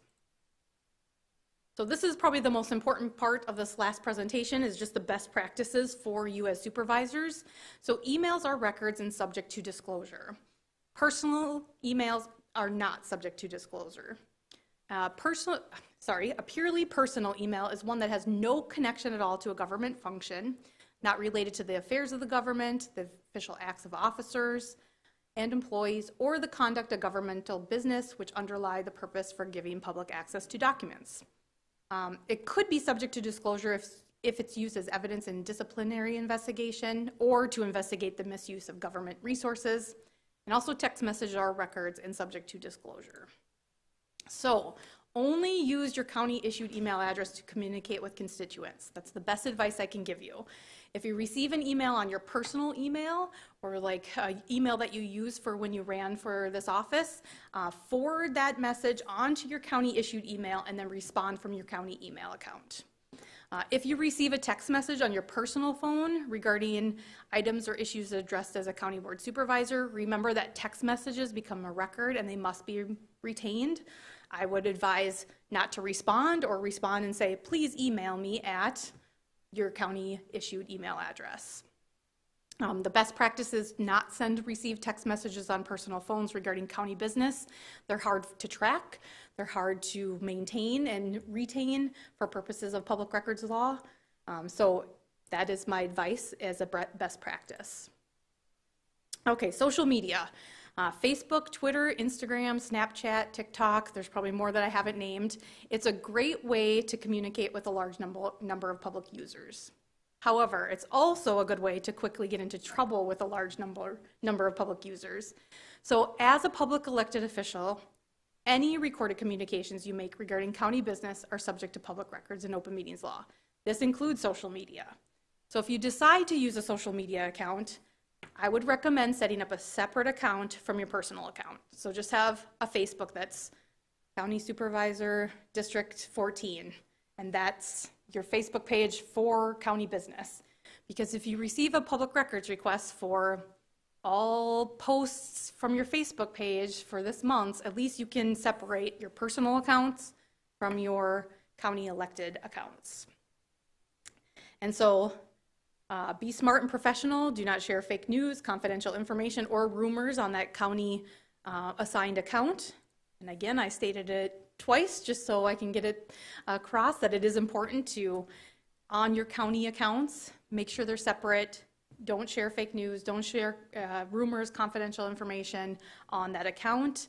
Treat your social media like talking to the news media. Assume anything you say can be taken out of context. It will be used, or snippets will be used against you or the county. Don't post or share anything that you would not want to be printed on the front page of the newspaper. I know newspapers aren't used as much as they used to be, but don't share anything that you don't want someone else to share on their page. Be clear that you're stating your own individual opinion unless it is a position already adopted by the board. If you receive a request for records, you can contact me, you can forward it on to me. I will help and assist with responding. The reason we recommend that you use your county email address to correspond is that the IT department can assist me in trying to respond to those requests. So IT maintains all the records for a period of 3 years, all correspondence pursuant to our records retention ordinance, so we can help gather those records to respond to a request. And as always, we'll work with you to make sure we have all the records that are being requested, but as we've seen in the last couple of years, the requests come in for emails, text messages, social media posts, phone records. So I just advise, try to use your county email address for all your correspondence if possible. Any questions about public records? Yes. Heather, if a supervisor receives a request to seek out information that we as a supervisor are not custodian of, are we required to do that? No, you are not required to do that, but you need to respond indicating that you're not the custodian of those records. So you don't, if you're not the custodian of those records, that's what needs to be said to the person making the request. But you don't have to seek out the records from another supervisor or a department here. If you're not the custodian of that record, you don't have to seek it out to provide it. But that needs to be responded to the requester. You can't just ignore the request. Any other questions? I am glad none of you fell asleep during the last 2 presentations. Thank you, Heather. You kept us awake. That's good. Okay, we're going to move on. Any requests for future agenda items?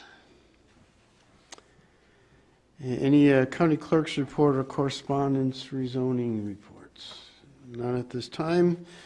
Announcements. I can promise you that future board meetings will be substantially shorter.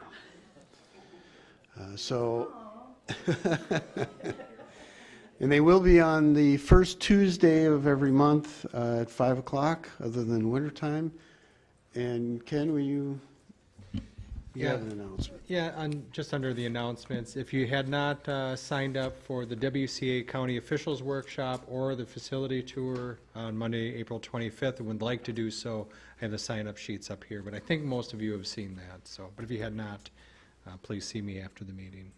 And I really do appreciate the very long day that we put you guys through, but there's a lot of information that we need you to know so that you can help us lead this county.